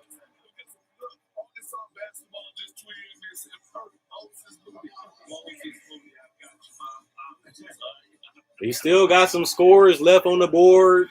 We got some skill set players on the board. And we got some guys with some potential still on the board. So I'm only doing the first round. So after the first round, I'm gone, guys. So get all the questions that you want in right now, because after the first round, I will be gone. The draft has been good so far. The picks that the Knicks have are 19 and 21 right now. Well, it's interesting because New York has become once again a possible agent destination. This is the team that for years had to try to build through the draft because they took so many swings and misses at free agents. We don't care about the Knicks. The Knicks hate me. Whatever. I don't care about that. What I want to hear is the Moses Moody thing had me up here crying, laughing. People started getting at my mentions. What you like most about Monty Bates? You've been mentioning him a lot. Monty Bates been hyped around for years. What y'all liking about Monty? He didn't shoot the ball as well as people like. He didn't finish as well as people like. He wasn't as efficient as people like at the high school level. It might be a bigger challenge when he moves up a little bit. What y'all liking about Amani? I've been hearing about him for a minute. I had to do my research on him. But Amani disappointed in high school this year and last year. How y'all feeling about Amani in the future?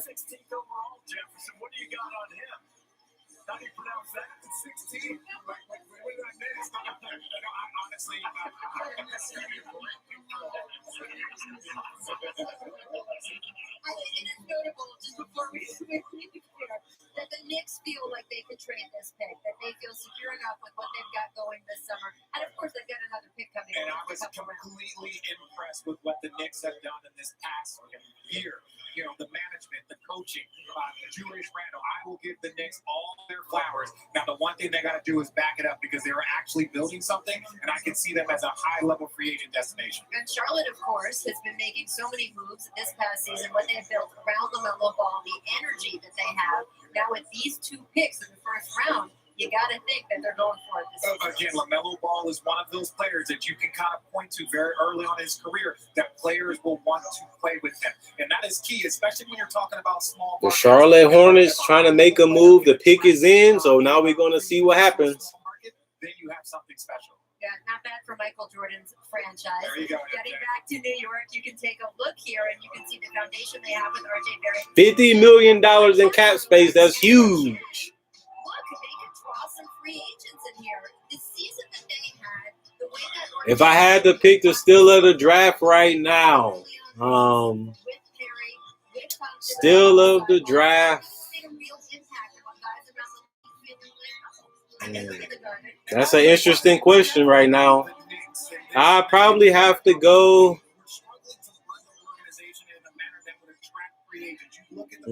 Steal of the draft. There's so many steals of this draft right now. I gotta pick. I had that question answered when the Knicks pick at 21. That's a tough question because a lot of guys went up, a lot of guys went down.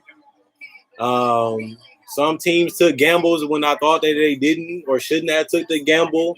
Some players and got the sure thing. Some teams didn't even want to keep. I think you can even say Moses Moody at 14 was a good pickup. Nobody thought he'd be down that low. Keon Johnson could be the steal of the draft. I thought he was more of a project, and he hasn't been drafted yet. So he could be an interesting guy in the future to look at. 2021 NBA draft. The New York Knicks select Kai Jones. Kai Jones is getting picked up. You can also you can look at a lot of these guys as depending on what situation they in and what team they have around them. A lot of these guys can be interesting. You can look at Caminga going 7th as a steal because people had him in the top 5 coming into the draft a couple weeks ago, and they got him at 7. That could be an interesting pickup for the Warriors if he develops right and they use him right. You can also look at Troy Murphy as one. You can look at James Bouknight as a steal at 11. A lot of people had James Bouknight going top 10. He goes 11th to Charlotte, which they need a guy like him, honestly, because they a little small with Devontae Graham and Terry Rozier. And having LaMelo Ball and Bouknight could give them some size at the guard positions that they didn't normally have until now. That's interesting. He is 6'11" with a 7'1" wingspan and tremendous mobility. Yeah, you can say that. The Thunder been willing and dealing. But he can also play offense. Like he's got 3-point range. His offense is coming. He's got a nice shooting touch. But it's a little bit raw on the offensive end. But he can shoot it to 3-point with that high release. He makes big plays on both ends of the floor. And his game is the Lakers pick at 22nd. We got the 20th pick coming up next. I think that's fun to see. The Atlanta Hawks get a chance to add another piece to their playoff Eastern Conference finalists. Nobody's seen the Hawks being the Eastern Conference Finals team coming into the season, and even in the postseason, nobody thought that they can beat Philly, and they got it done. Trae Young really showed us that he is a guy that you can give the max dollars to and you would be fine with. His playmaking ability, his scoring ability, his ability to continually put pressure on the defense and make them make tough decisions. Who they want to leave open? Do they want to leave them get the floater? Do they want them to get the three-point shot? They really got a chance to add another decent piece to their team. So it's going to be interesting to see where Atlanta goes here. They already have a bunch of wings. They have a bunch of veterans. They still have Cam Reddish.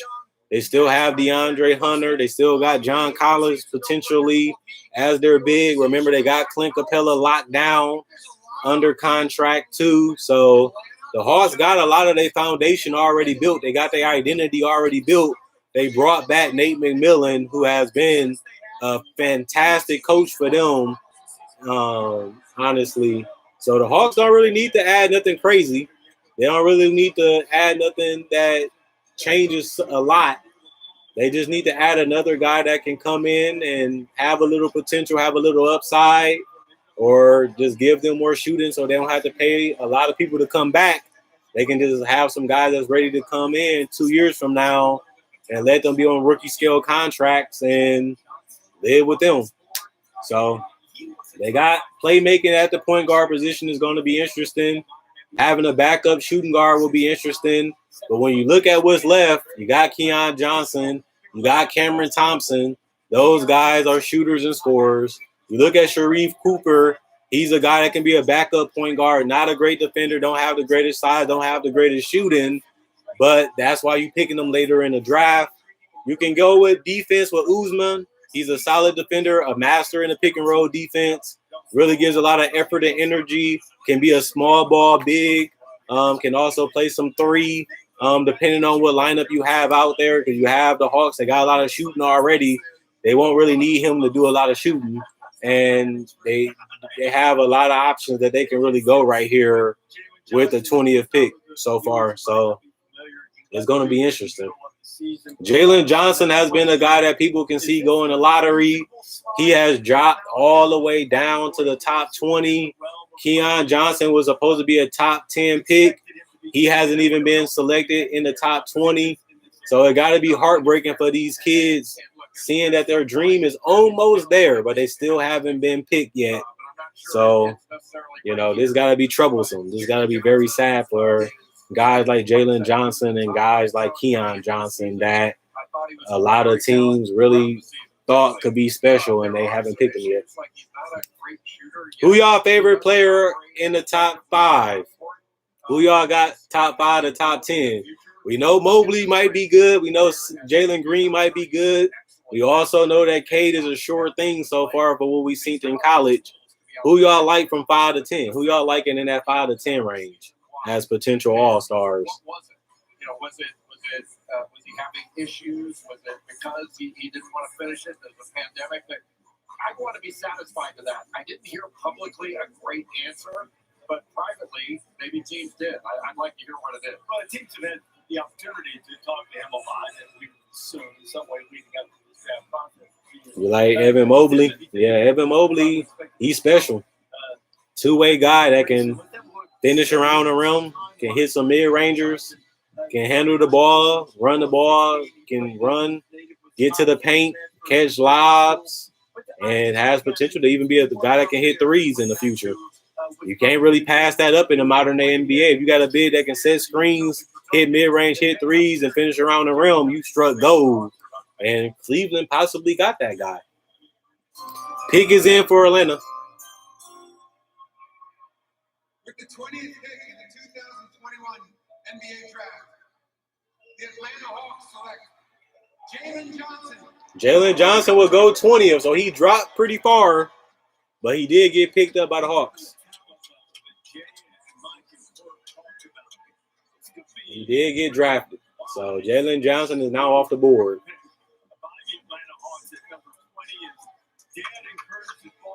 He has finally got off the board.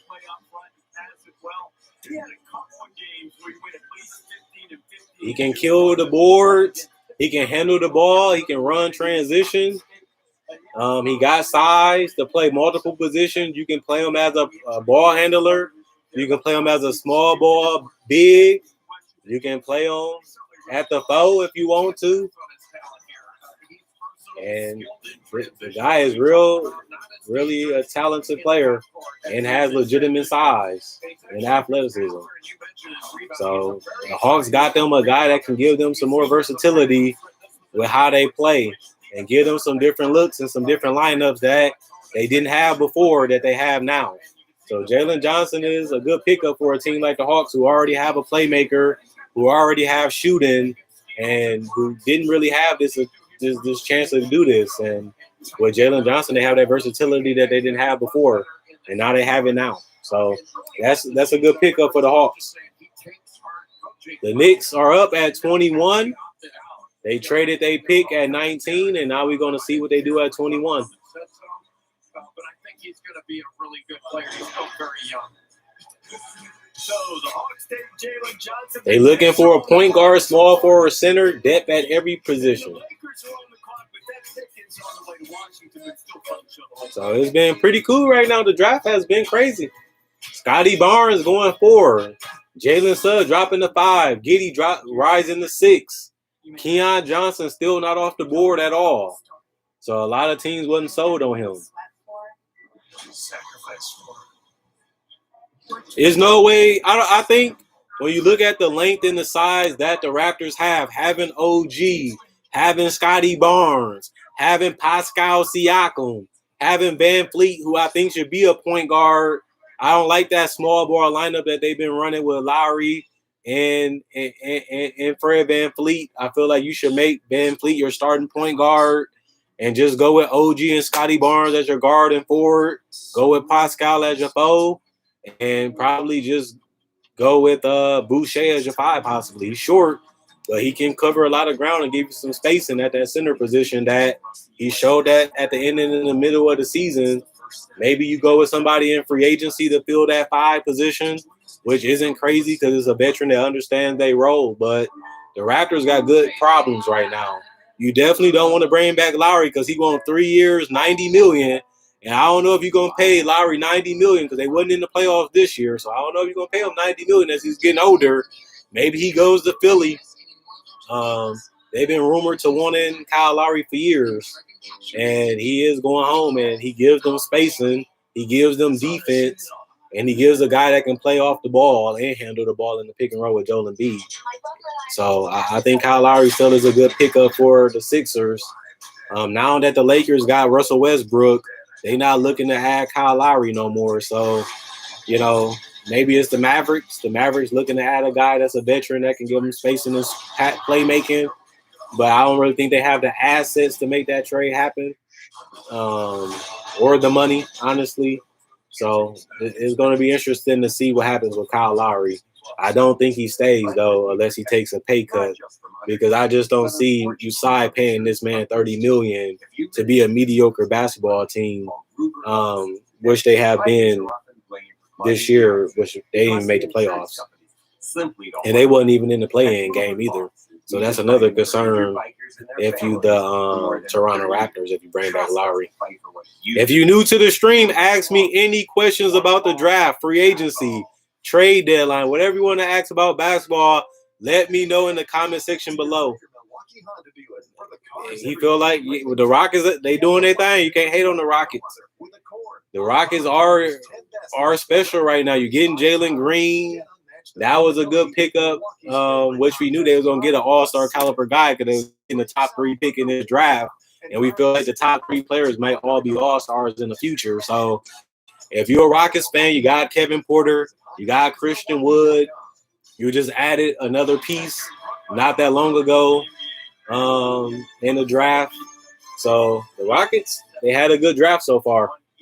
They really did. And adding Sengun, another center that can play. You can play Christian Wood at the 4. You can play Sengun at the 5. May not be the best defensive lineup, but they can get buckets down in that paint. And if you add the right shooting, they can be a tough, big duo to really guard. And like I said, Christian Wood did sign a 3-year deal. He only has 2 years left, so Christian Wood can still leave. So Sengun can possibly be their starting center in the future if Christian Wood don't stay once his contract is up.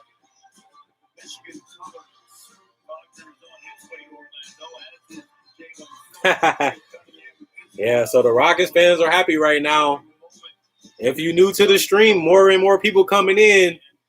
Drop the questions. I'm answering all questions. Once the first round is up, I'm out of here. So ask me as many questions as you can, and I'm also going to be looking forward to answering all your draft questions too. The New York Knicks, they pick is in, so we're going to see who the Knicks get right now. Especially guys that come from a small town. I was a guy that came from a small town in Beaumont, Texas. I never dreamed that I would have made it to the NBA, and I did that. But watching these guys' facial expressions, watching their emotions is beautiful. So we still got a lot of guys left on the board. You got a lot of guards that's still left. You got some prospects that are project-y left. The Knicks are going to pick. With the 21st pick, the 2021 NBA draft, the New York Knicks select Keon Johnson. Keon Johnson finally gets off the board. He was supposed to be a lottery pick. He was supposed to be a top 10 pick, but he dropped to 21st. They need a guy that can come in and give them some scoring. They need some athleticism. They need a guy that can give them potential as an all-star. And Keon Johnson showed that he can be one of them shooting guards that has defensive potential, has the ability to shoot the 3, has the ability to score on smaller guys in the post, and can get into that paint. He's a raw prospect, still developing his passing, still developing as a scorer, showed potential that he got better and added more things to his bag as the college season went on. But at the same time, he's far away from being an impact player. But the Knicks said this guy is amazing at this point in the draft. And you can't really disagree with the Knicks picking him up at 21, honestly and truthfully. So they probably got the best upside right now at 21 and getting Keon Johnson, which should be interesting with them in the future. It's too young for Bronny James. He's too young. His body's still developing. His skills still developing. He's not even a senior yet in high school, so it's way too early to be thinking about Bronny James being an all-star. It's too early, way too early projection for Bronny James. I haven't got too many Bronny James questions, but that's a hilarious one. It's way too early for Bronny James. He's still got to grow out that body. He's still got a couple more years in high school. He hasn't even played in college or in the G League. It's a little bit too early for Bronny James right now. Defensively, as a cutter, getting out in transition, crashing the offensive and defensive glass. I think it's a really good fit, honestly, because if he went too high and there was too much pressure on him to create his own offense, he's just not. We're running out of talent now. A lot of guys are getting picked up. We're getting a lot of skill set players left in the draft. So this should be interesting. Quentin Grimes, Miles McBride. A lot of these guys are either rotation players, skill set players, or have potential to be, the pick is in. The Wizards trading for this pick. So the Lakers will be trading this pick, which they just got from the Wizards. So, actually, they will be picking now, and the trade was from the Wizards. So this is going to be interesting for the Lakers to see who they get. Will they go with size? Will they go with shooting? That's going to be interesting to see what the Lakers do with this pick now that it's in. Let's see who the Lakers go grab right now. They got a lot of guys still left on the board that can contribute as role players. So let's see if they get a good one. The Knicks fans hoping to see guys selected here that will wind up in Madison Square Garden. Might not happen. Woj, what do you got? Knicks are moving back again. They traded number 21 to the Los Angeles Clippers. The Knicks will get the 25th pick tonight. They'll get a 2024 second round. So the Knicks will not keep Keon Johnson. They will let him go to the Clippers. This was a chance for the Clippers to move up and get that terrific young guard from Tennessee, Keon Johnson. So Keon Johnson will be going to the Clippers. So that gives them some young talent with some upside that they really didn't have on their roster. So that's a good pickup for the Clippers. But remember, Keon Johnson is years away from being a great player. He's years away from being a good contributing player. So even though the Clippers picked him up now, Keon Johnson is far away from being an impact player in the NBA. He's still raw offensively. So keep that in mind. With the 22nd pick in the 2021 NBA draft, the Los Angeles Lakers select Isaiah Jackson. So Isaiah Jackson gets picked up by the Lakers. Isaiah Jackson, first Kentucky player taken tonight. The average. Usually you don't see Kentucky players go this low in the draft. You usually never see this happen.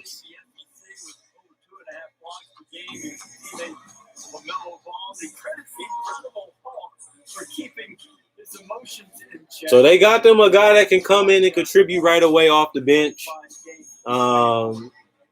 This should be better than having Montrezl Harrell and Kuzma. Gives them a little bit more defense, something that they really didn't have coming off that bench. The versatility. As you can see, he's a versatile defender. He's an explosive finisher. And the Lakers didn't have that coming off the bench, and now they do. They got enough offense with their starting lineup. They just needed a little bit more defense with their backup. And they have that now with Isaiah Jackson.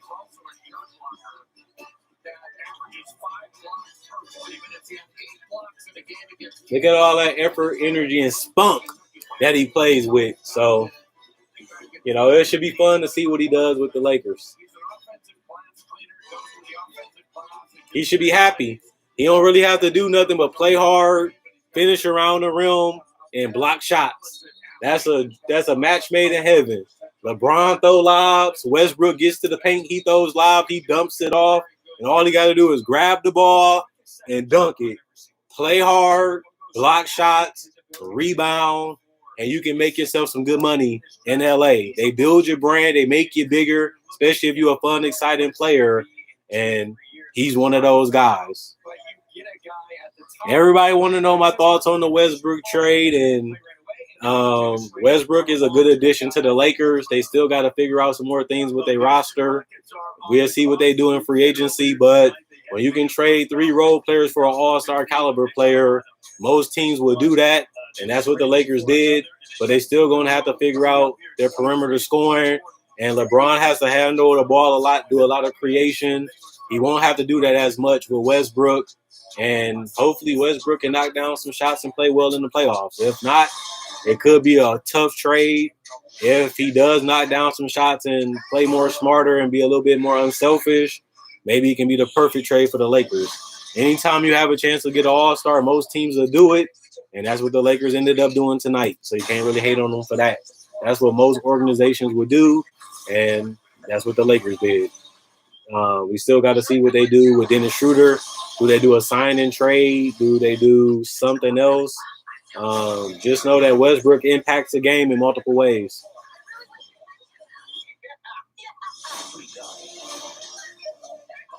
Yeah, they gave up one shooter in Caldwell Pope, but like I said, they can fill some of them holes in free agency. They can fill some of them holes in the draft. They already filled a hole already with Isaiah Jackson, so maybe they use their next pick in the top first round. Yeah, Caldwell Pope. Maybe they use another one of their picks to answer another one of those problems. Bring in an NBA-ready guy that can contribute right away as they're trying to win another championship in LA. You know what you want. If you're new to the stream, ask me any questions. I'm almost out of here. We at the 23rd pick. It's the Rockets. They got 2 minutes to go. It's been fun. Thanks for everybody that's been joining. Thanks for everybody that's been liking and showing love. I appreciate it. I usually never go live, but I'm live tonight, and I'm glad that you guys supported it so far. It's been fun kicking it with my subscribers.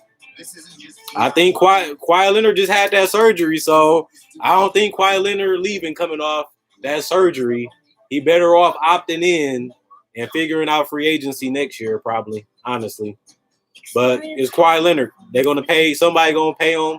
Somebody going to clear the cap space to get him. So if Kawhi Leonard wants to leave, any team will take him in, just like the Clippers did.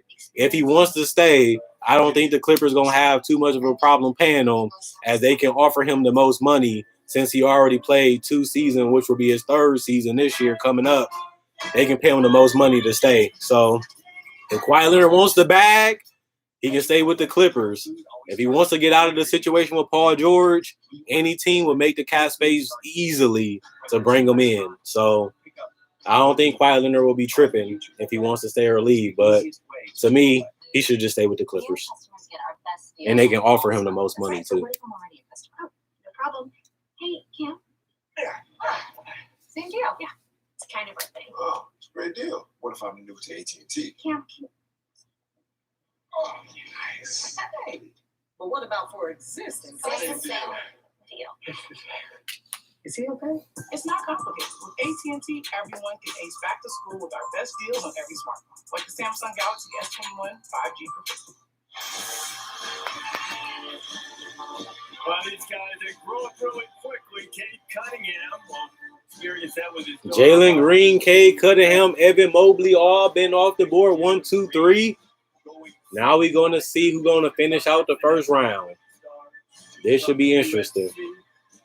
Going 3rd overall to the Cleveland Cavaliers. So now, as we are at pick number 23, and the Houston Rockets are on the clock, these are the best available players according to our guy Mike Schmidt. It's a nice variety here, too, okay? You got Usman Garuba, one of the more versatile defenders in the draft from Real Madrid out of Spain. Cam Thomas, he's a microwave. The Bulls, the Celtics, the Raptors, and the Pacers are trying to acquire Lonzo Ball. So the Pelicans going to have some suitors for Lonzo Ball. The Pacers trade Aaron Holiday and a number 31 pick to the Wizards for Isaiah Jackson. That's something that just happened. And like I said, the Knicks did trade for the 29th pick in Javon Carter. The Houston Rockets select Usman Garuba. Usman Garuba is now with the Rockets. So now they got a defender to go down there. So the Rockets get another good pickup Usman, a lot of people love his effort, his tenacity, the fact that he plays hard, holds guys accountable, can play a small ball forward, and can get out and have fun with John Wall and them guys down with the Rockets. So he's fun and exciting on both ends of the court.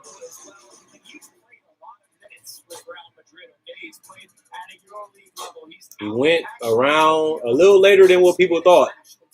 But Usman is now off the board. The Rockets didn't take too long picking him up.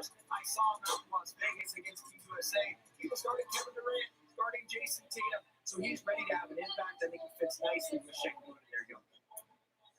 This is a team that finished 17. So you feel like they should give Paul George was an all-star, all-NBA player this year. You willing to trade a guaranteed all-star, all-NBA player for Cade Cunningham? I think that would be interesting. That would be very interesting to trade a surefire all-star for a rookie. I don't know if the Clippers would do that. They scored a lot. They had Russ. They had James Harden until they did December and January. They made those blockbuster trades. Mission then scrubbed for the Rockets, and now the rebuild is getting started in Houston. They just made the pick with Usman Garuba, and now they have another pick at 24.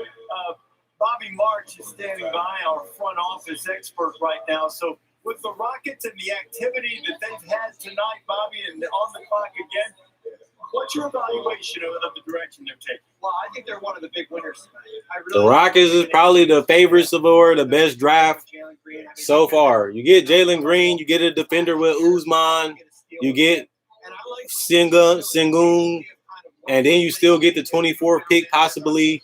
If you the Rockets fan, you should be dancing right now. If you was a Houston Rockets fan, you went from being the laughing stock of the league to being a legitimate team with young talent and some veterans and some exciting players already on the roster. And you add so many holes that they had this coming into the draft, and they filled a lot of them already in the draft. The Rockets fans should be dancing right now. They should be on TikTok having a blast. Drafted by Sacramento with the 9th pick overall. The cap looks just right. I mentioned when you were taken that they've had some defensive efficiency problems. So how do you see your role immediately stepping into Sacramento? So y'all last pick is the 24th pick in the entire draft. So it's going to be interesting to see what the Rockets decide to do. Like they say, they need depth at every position. So y'all added a lot of depth so far in the draft. And there's young depth. Y'all got a lot of guys that's hungry. Y'all got a lot of guys that play hard. So that's what you want. That's exactly what you want if you're a Rockets fan. Man, I was nervous about that whole process. Stomach was hurting. And just hearing my name called, it was just like a relief. If you're new to the stream, ask me any question about free agency, the draft, or NBA basketball in general. Whatever you want to know, whatever you want to ask, I'm live right now, so let me know, and I will answer any question. Just leave it in the chat, and I will answer it live. I'm only here until the first round, so once the first round ends, I'll be chucking up the deuces for the night. So ask as many questions as you can, and I'm going to answer as many as I can, and then I'm out of here. So let me know what you guys feeling about the draft so far. Let me know what you guys feeling so far about your team. Especially for me, playing off the ball, learning how to play off the ball, playing with Darren, playing with another guy, mention your team, make plays for themselves, make plays for each other. It seems like the Rockets pick is in, so now we're going to see who the Rockets decide to pick up for their 24th pick. So they looked it crazy. Suggs to the Magic Suggs is a guy that I look at as a starter. If you don't know what you got with Markelle Fultz. Markelle Fultz had a tough time in Philadelphia. You didn't really have to trade too much to get him to come in. He didn't really show that he was a legitimate all-star anymore after the injuries, and then he had another major injury to his knee. Well, now you got Jalen Suggs, a guy that can hit some threes, that can play out in transition, can defend, as an NBA player, as a rookie, right out the gate. And we know Markelle Fultz isn't the greatest defender. We know he doesn't try the hardest. We know he doesn't have that outside shot right now since he's been injured the last couple years. Maybe Suggs is the right fit for you. You got the best talent available. You got a guy that can be a potential all-star in Jalen Suggs, and why not be happy if you got him? You didn't have to do nothing. You drafted him. I'm trying to get to Sacramento. The Rockets just drafted Sengun. So he's a center out of Turkey. He was the Turkey League MVP, so you know he counts as a center. So the Rockets technically got a center in this draft, honestly. Also just learning how to stop him. I mean, learning how to make pocket passes or what passes I gotta have in the lead. Also watching guys like Chris Paul. I mean, coming off the ball screen, his pace, his speed. He's a smaller guard, so the passes he makes, I'm trying to put in my game too. So I mean, just learning things like that. Is that the guy that you, among whether it's Chris Paul or someone else, that you have patterned your game after, or that you've tried to learn more from? Yeah, definitely. I mean, especially because he's a really good point guard. He's 6 feet, I mean, kind of just like me, smaller guard, fast, quick. And also a really good competitor, but also guys like Drew Holiday on the defensive end, learning how to impact games. I mean, you see in the playoffs, he impacted the game really well. I mean, I think he changed that series. I mean, other than Giannis, but Drew Holiday did a really good job on Chris Paul. I mean, Kyle Lowry, a Hall of Famer. So if you think I look like Kyle Lowry, I'm not tripping. Kyle Lowry going to the Hall of Fame. He's the greatest Raptor of all time.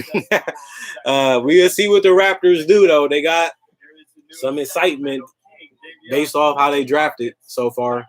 Scotty Barnes is an interesting guy, especially when you already got OG Pascal and Fred VanVleet. We have a planned trade to announce. As part of a trade to be finalized later, the Los Angeles Lakers will trade the draft rights to Isaiah Jackson, the 22nd pick, to the Indiana Pacers via the Washington Wizards. I'm just reading it. Yeah, Isaiah Jackson would not be with the Lakers. He will be getting traded. The Houston Rockets select Josh Christopher. So Josh Christopher was the next one that was going off the board. And you're not going to be tripping if you get that at 24. You're not going to complain if you're a Rockets fan. Summer League is amazing. I went to Summer League twice. And I love Summer League. I met a lot of guys like Jonathan Gaboni, Mark Cuban, Terry Stotts, Mike Brown, Jason Kidd. I met a lot of people at Summer League. So if you want to go to Summer League, go. It's cheap. The ticket's not even $60. The food is not expensive in Vegas. So the best thing to do is go to Summer League. It's not that expensive. The thing that's going to cost you the most is the hotel and the flight. Yeah, he said, who's Josh Christopher? The thing that's hilarious is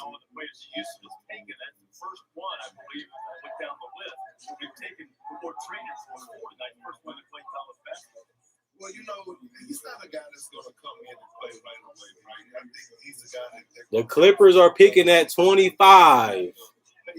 So we're going to see if they keep their pick or they try to add a little bit more depth to their roster of wings. Remember, the proposed trade to the Clippers is the Knicks.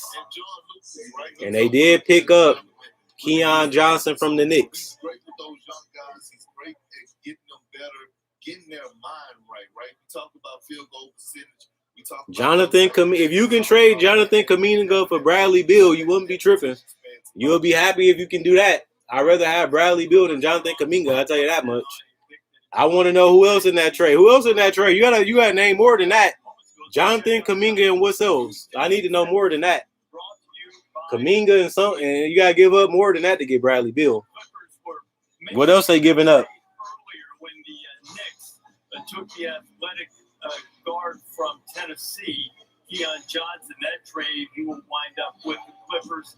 And now the Clippers will make a big deal, will wind up with the Knicks. So the Clippers, this is what they had. Paul George and Kawhi Leonard named All-Stars, and then they were eliminated in the Western Finals by the Suns 4 games. The Clippers trying to get to the finals for the first time. With the player option to see what he is going to do. What do you think about the Clippers where they stand right now? You know what? The Clippers, I mean, Kawhi's going to probably be out for the entire season. I think Paul George is going to have one of those MVP-type seasons. One thing I would never do is doubt Ty Lue and his coach. He gets the best out of those players. The pick is in for the Clippers, so now we're going to see who the Knicks get. 21st overall on the next part of the deal that was made, and now the Clippers are making picks. I'm not sure the Knicks fans in the building realize that right now, anyway, this is the guy who will be heading to the front. The Knicks will get 5 picks left, and I'm out of here, guys. Ask as many questions as you want. Quentin Grimes will go to the Knicks. You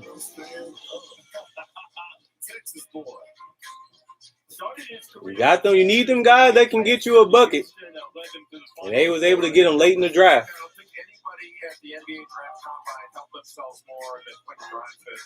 Getting up and down that court. Go on and do your thing, Quentin Grimes.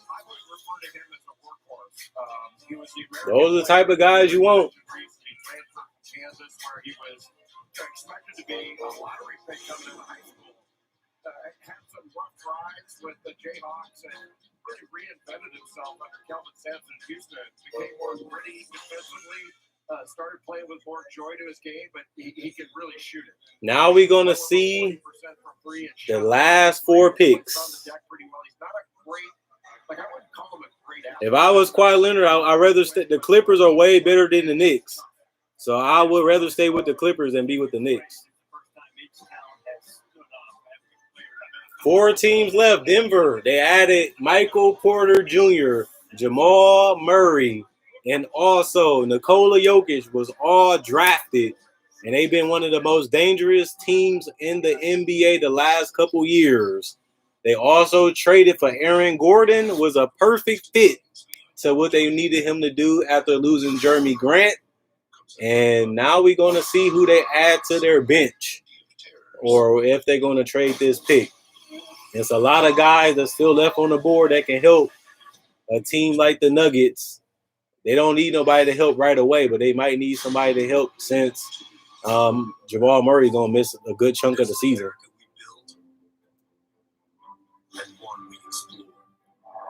One that's been paved and one that's forever wild.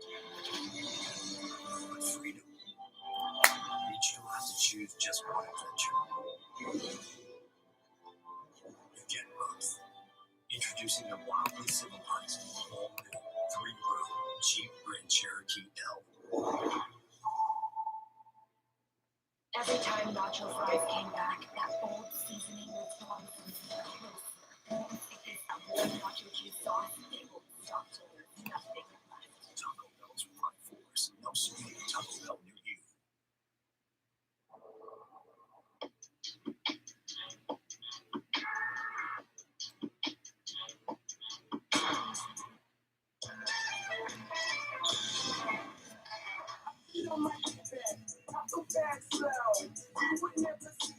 The Nets could trade Kyrie for Kawhi Leonard straight up. Then the Nets ain't going to have no point guard. Who they going to start? Javon Carter? Javon Carter going to get traded and become a starter right away? Hey, if I get to play with KD and Kevin Durant, I ain't tripping. And then you still got Harden. Do you want Harden to be a point? Do you want him to be a shade of a point? Remember, Kawhi Leonard going to miss the whole year. So, if you trade for Kawhi Leonard, you're missing the whole year of him. Kyrie and James Harden contracts to be up. They can either sign the extensions or opt out and go somewhere else. It's the first step in our fight against plastic pollution. To join us, visit coronausa.com. Give us the star power and the sounds of the game. Give us the Red Sox and the Rays on Sunday Night Baseball. Sunday at 7 on ESPN. I think we're lost. We're good. Yeah, we're lost. What are we gonna do? Give me a machete. I can go to shelter.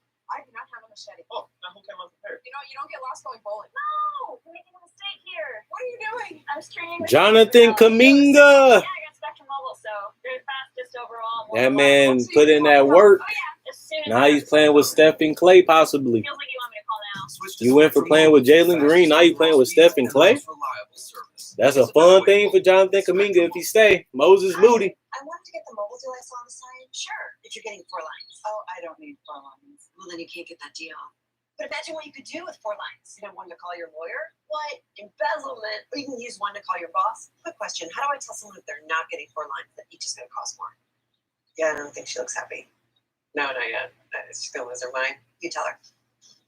You know what? I'm good. T-Mobile is selling it. Don't buy it. Didn't work. For one fair price, no matter how many lines you need, choose Spectrum Mobile.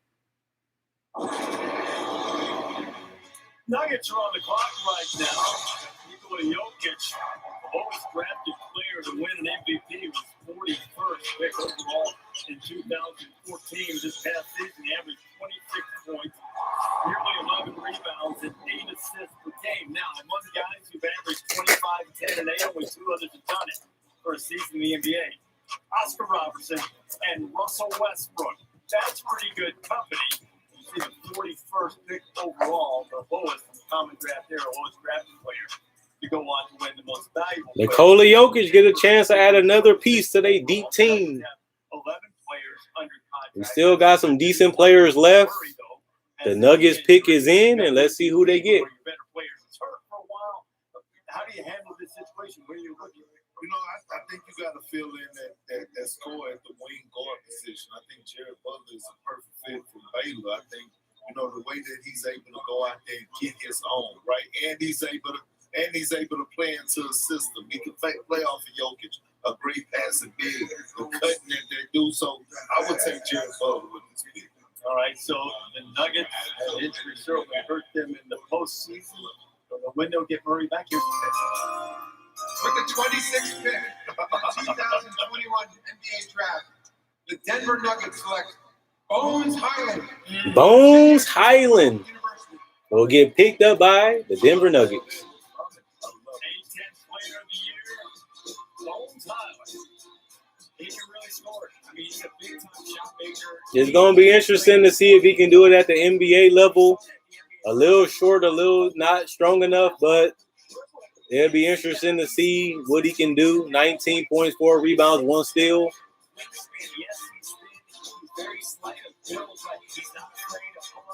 Stop, pop, 3. They got another good guard possibly in the future, but he has the body that you want in a young prospect. Huge role instantly, but reminds me a little bit of Danielle quickly with his shot making. All right, so Bones Highland on his way to Denver, and that brings us to the Brooklyn Nets on the clock. Brooklyn has the big 3. They've got James Harden, Kevin Durant, Kyrie Irving. They played a grand total of 14 games. Pick 27 by the Brooklyn Nets. It's been quite a year. Brooklyn Nets are hiring Steve Nash, legendary point guard. Breaking news, James Harden has been traded. He gets this question every way. It's an unbelievable organization. You have a 1-2-3, perhaps unlike we've seen for a lot of Europe. Kyrie Irving, Kevin Durant looking for more help. They didn't have enough as they big 3 crumbled in the playoffs and had major injuries. James Harden goes down, Kyrie goes down, and Kevin Durant was the man running the show and didn't have enough against the championship Milwaukee Bucks.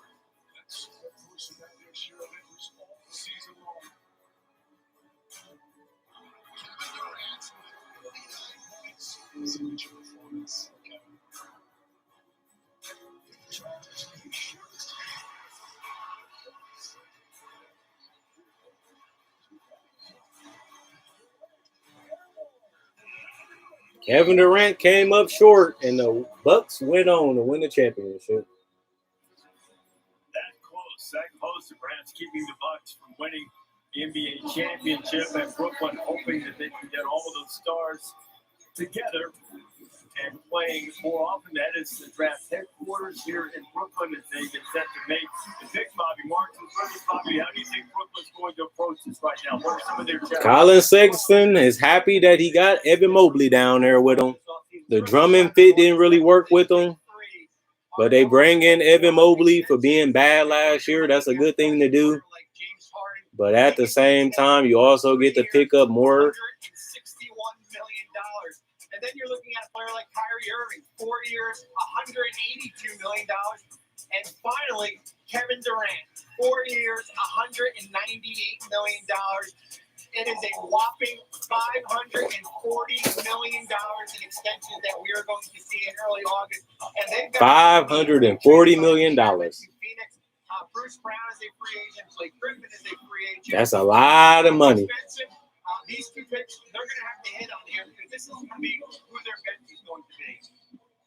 Okay, so that trade, Bobby, before you take off, that trade that you mentioned with Landry Shamet, that the 29th pick coming up is also headed to Brooklyn, that's right? Yeah, that pick is going to Phoenix, send their pick, 29th pick for and Javon Carter to Brooklyn for Landry Shamet. So Brooklyn gets a backup point guard in Carter, and we'll see if they keep that pick in at number 29. Okay, so Brooklyn will have 2 of the next 3 picks. This one coming up right now. They're on the clock. 27th overall. So who would you look at on the list right now? And on Mike's list, I mean, Cam Thomas, I think, is from LSU is a shooter that you want. That's an unbelievable step back move. He averaged about 23 a game, and I think he's the best available player right now. Yeah, I would agree. As a guy who can step in right away and really score. They was 48 and 24. They got the remaining 27th and 29th pick. You got a lot of solid skill set players left that can come in and fill a role. Jared Butler, to Perk's point earlier, I mean, he's a ready-made guy who can step in right now. Miles McBride, one of the best perimeter defenders in the draft. And then the big fella, I mean, come on now. He's sitting right there. You need a center. DeAndre Jordan, he's past his prime. We saw that he can get any minutes in the postseason. When you're paying $540 million, you don't really got a direction to go in right now because they got some other holes they got to fill. So it's going to be interesting to see what Brooklyn do with these next 2 picks, 27 and 29. we haven't mentioned, it's such a sensational season in college this past year that I wonder about. What about a guy like Ayo Dosunmu from Illinois right now? What is keeping him from being in first round consideration? I think the question for Ayo was always, what is his elite skill, right? Like, he does a little bit of everything. You know, he can get out in transition, he can play some pick and roll, he can make an open shot, he can make a mid-range pull-up. But when you're looking down the end of the bench and put him in the game, like, what is his superpower? But I think he would fit really well on a team like Brooklyn because he's a winning player. He's a winning defender. He has length that he can be a ball mover and kind of a blender like we saw. Now we get to see Brooklyn Nets. They about to pick up who?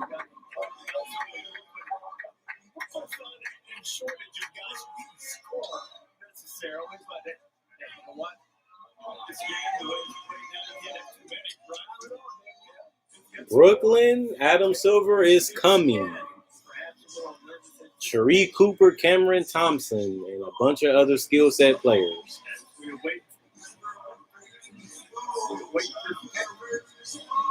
Some yet still not yet to see the commissioner emerge.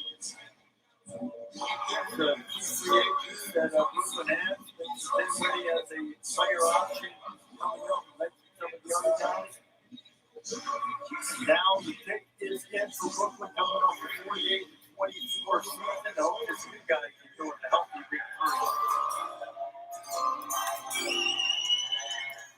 With the 27th pick in the 2021 NBA draft, the Brooklyn Nets select Cameron Thomas. Cameron Thomas will get picked up by the Nets, a guy that's known as an instant bucket in the college system. So now we get to see what he's going to do in Brooklyn. They got a guy that can be a spark plug guy. Got to improve his playmaking in other areas in his game. I wouldn't probably went this direction, honestly, but they got another guy that can score, and he'll be able to do that in the NBA. It's just going to be the question, can he do it efficiently?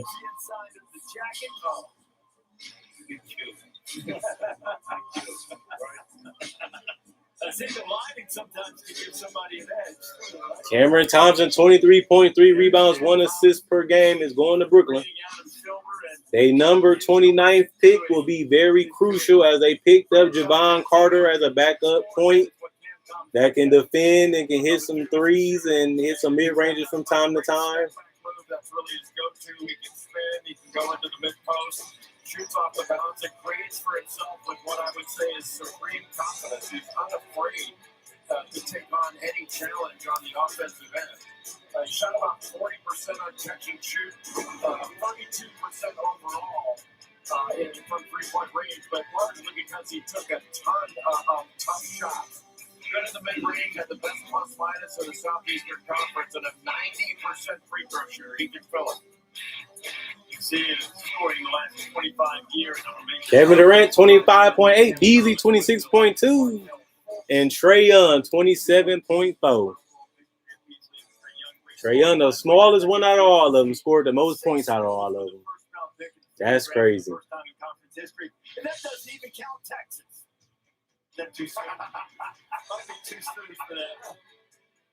Bobby, what do you got on Cam Thomas? Yeah, Reese, he's a player that I got an opportunity to work with before the draft with his interview process. And raised by his mom, who was in the military, a lot of teams had the impression that he was arrogant, overconfident. I just thought he was well-disciplined. He's got an edge to him. And I'm going to make a prediction right now.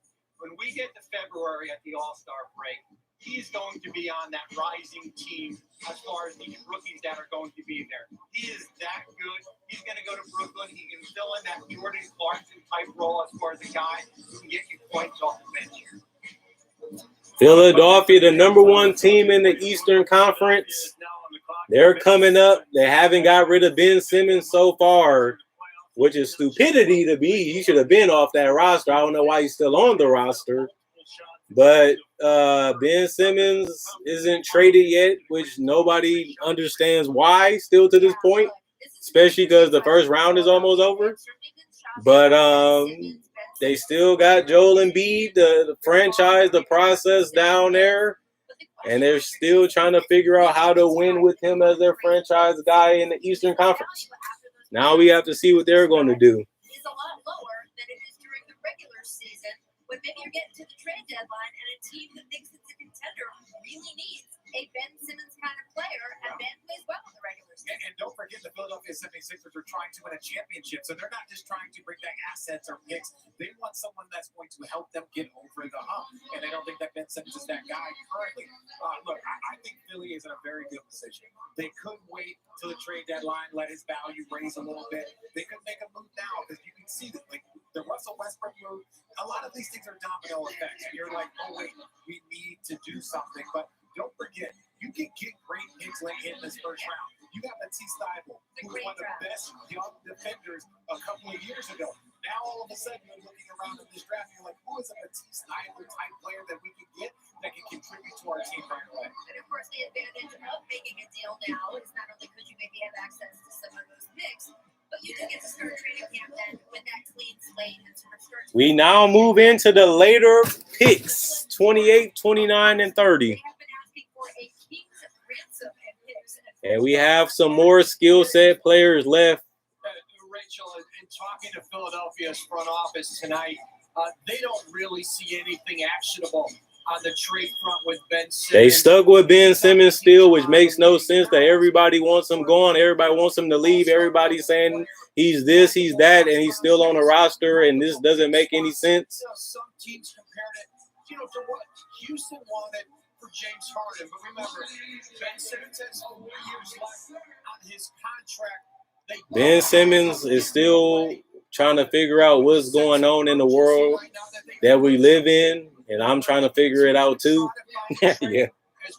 I'm still trying to figure out what's going on in Philly. What is they trying to accomplish? What is they trying to do? And if they really are trying to win the championship, because it doesn't make sense right now, and I'm still wondering, how do you win a championship in Philly?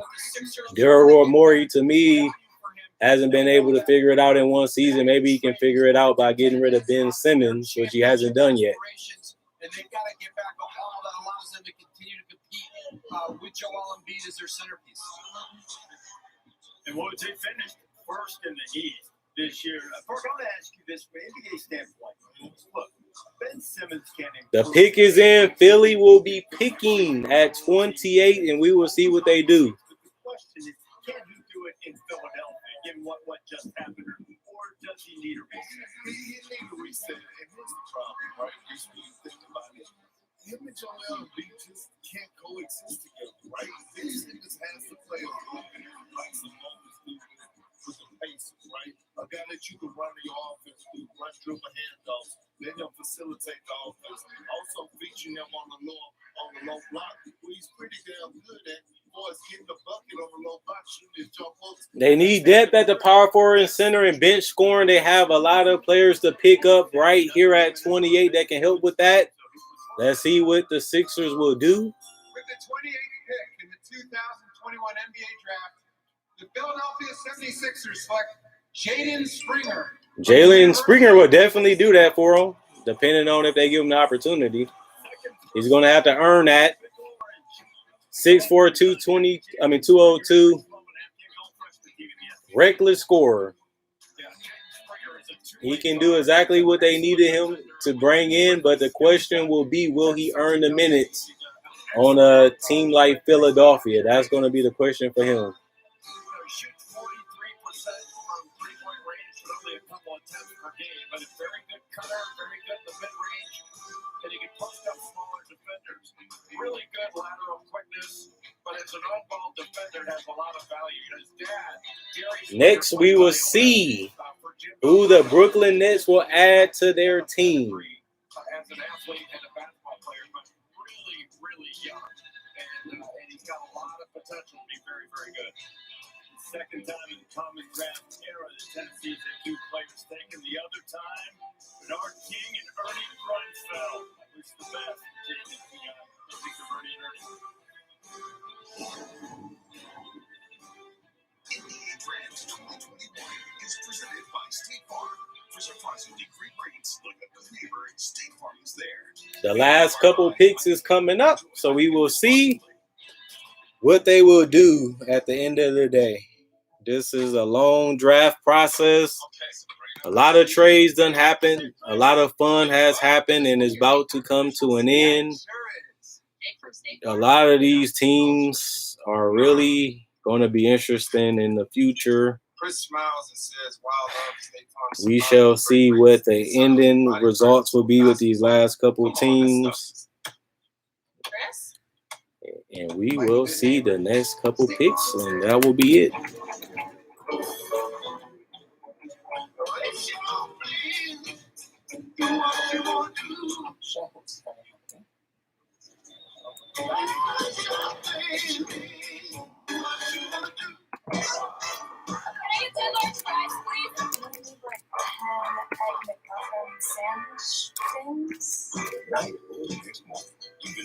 My McDonald's rewards is for you. Now every order is points for you.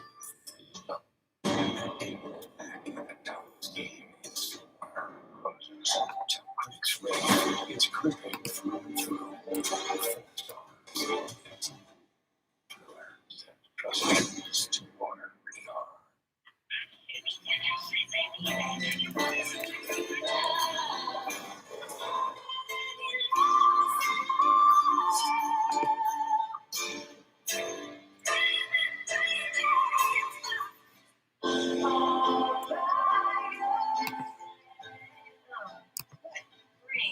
Cancel and stay? Done. Go with us and get millions of flexible booking options. Speed them. It matters who you travel with.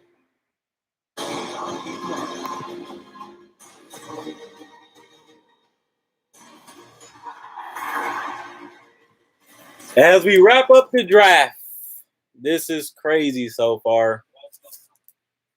The Phoenix Suns are at 29, going to the NBA Finals, number two team in the entire NBA. Get a chance to add another piece to their roster.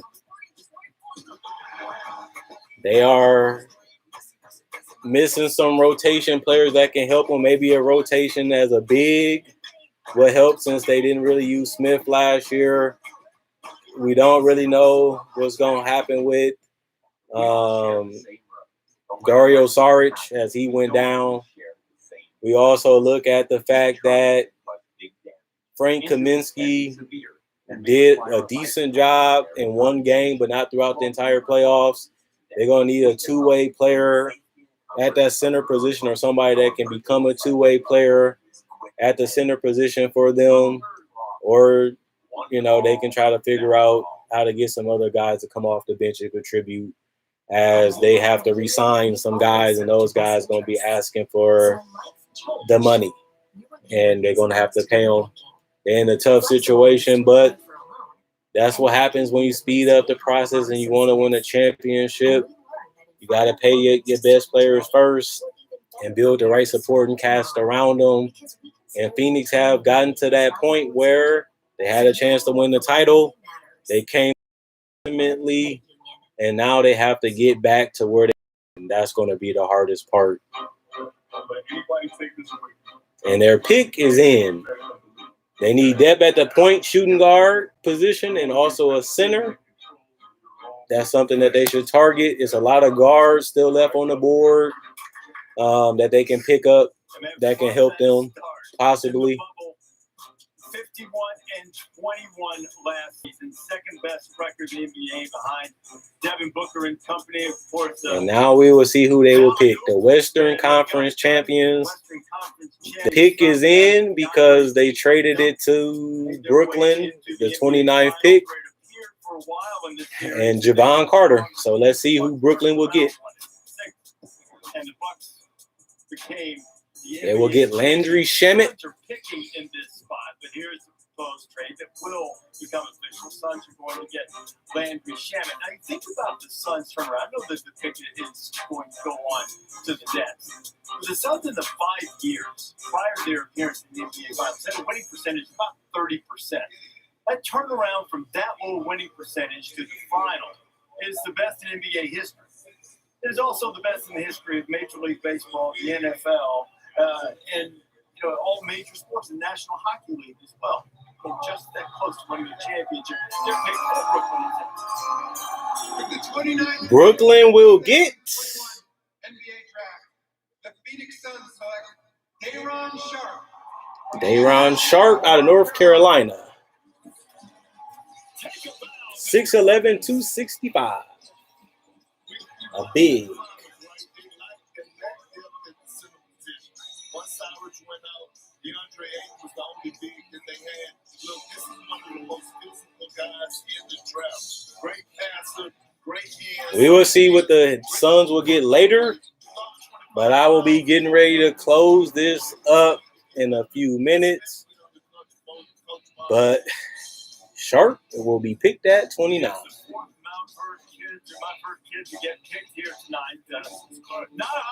Cade Cunningham, Moses Moody, Scotty Barnes, Daron Sharp. All that's kids. They all in the draft, and they all got drafted. The best offensive rebounder in the country and well schooled by North Carolina. Brooklyn can definitely use a guy like him. We'll see what they do with their center rotation and free agency and during the trade deadline season. But you won't be tripping if you go into a team that got that much talent. They all like to play off the ball and share the ball. So if I'm Sharp, I'm going to a situation where I'm happy. The coach of that team could get a job in the NBA after coaching. And now we get to see Utah at 30. The number one team in the entire NBA. Utah at 30. Rudy Gobert coming back on the extension, making him the highest paid center in the history of the NBA. Donovan Mitchell getting that $100+ million contract, become a 2-time All-Star. Really had a great performance the last 2 years in the playoffs, but couldn't get over that hump and lost in the second round. And last year lost in the first round to the Nuggets. They're trying to figure out the missing ingredients to make them a championship team again, as they fell short to the Clippers this year. And now we get to see, can they get to the finals with Gobert and Donovan Mitchell as their core? 2 players, 2 all-star players, 1 offensive, 1 defensive, and having guys that can shoot, play, make, and handle the ball we're going to see what they do with Mike Conley this offseason. A guy that had a hamstring injury the last 2 years. He was a guy that really was figuring it out this year. Jordan Clarkson was 6th man of the year, had his most efficient season, had a great offensive season, had some great playoff games and some mixed bag ones that was solid or bad. But ultimately, I got a lot of respect for what Utah did. They just couldn't finish off the job. They was able to do the great in the regular season. They just weren't able to finish it in the playoffs again. Now we get to see they only pick in this draft, which is 30th. Yeah, Utah has traded the 30th pick to the Memphis Grizzlies. The Grizzlies will be picking here at number 30. Dang. Listen, for Utah, Memphis will be trading. I mean, Utah will be trading this pick. Mike Conley is one of the real priorities for them to re-sign him. You're going to see a point guard roulette all through the league in free agency. A lot of big names out in free agency. A lot of teams with needs at point guard. But Mike Conley and Chris Paul in Phoenix both share the same agent, Steve Human, at CAA. And these are two players who I think could go out into the marketplace and perhaps even get bigger deals than they can get where they are. Ask any question that you want. I got 2 more picks. This Memphis pick at 30. And obviously the NBA champions, the Milwaukee Bucks at 31. And I'll be ending the live stream. I wonder who they going to pick here at 30 for Grizzlies. I wonder who they going to pick here. Think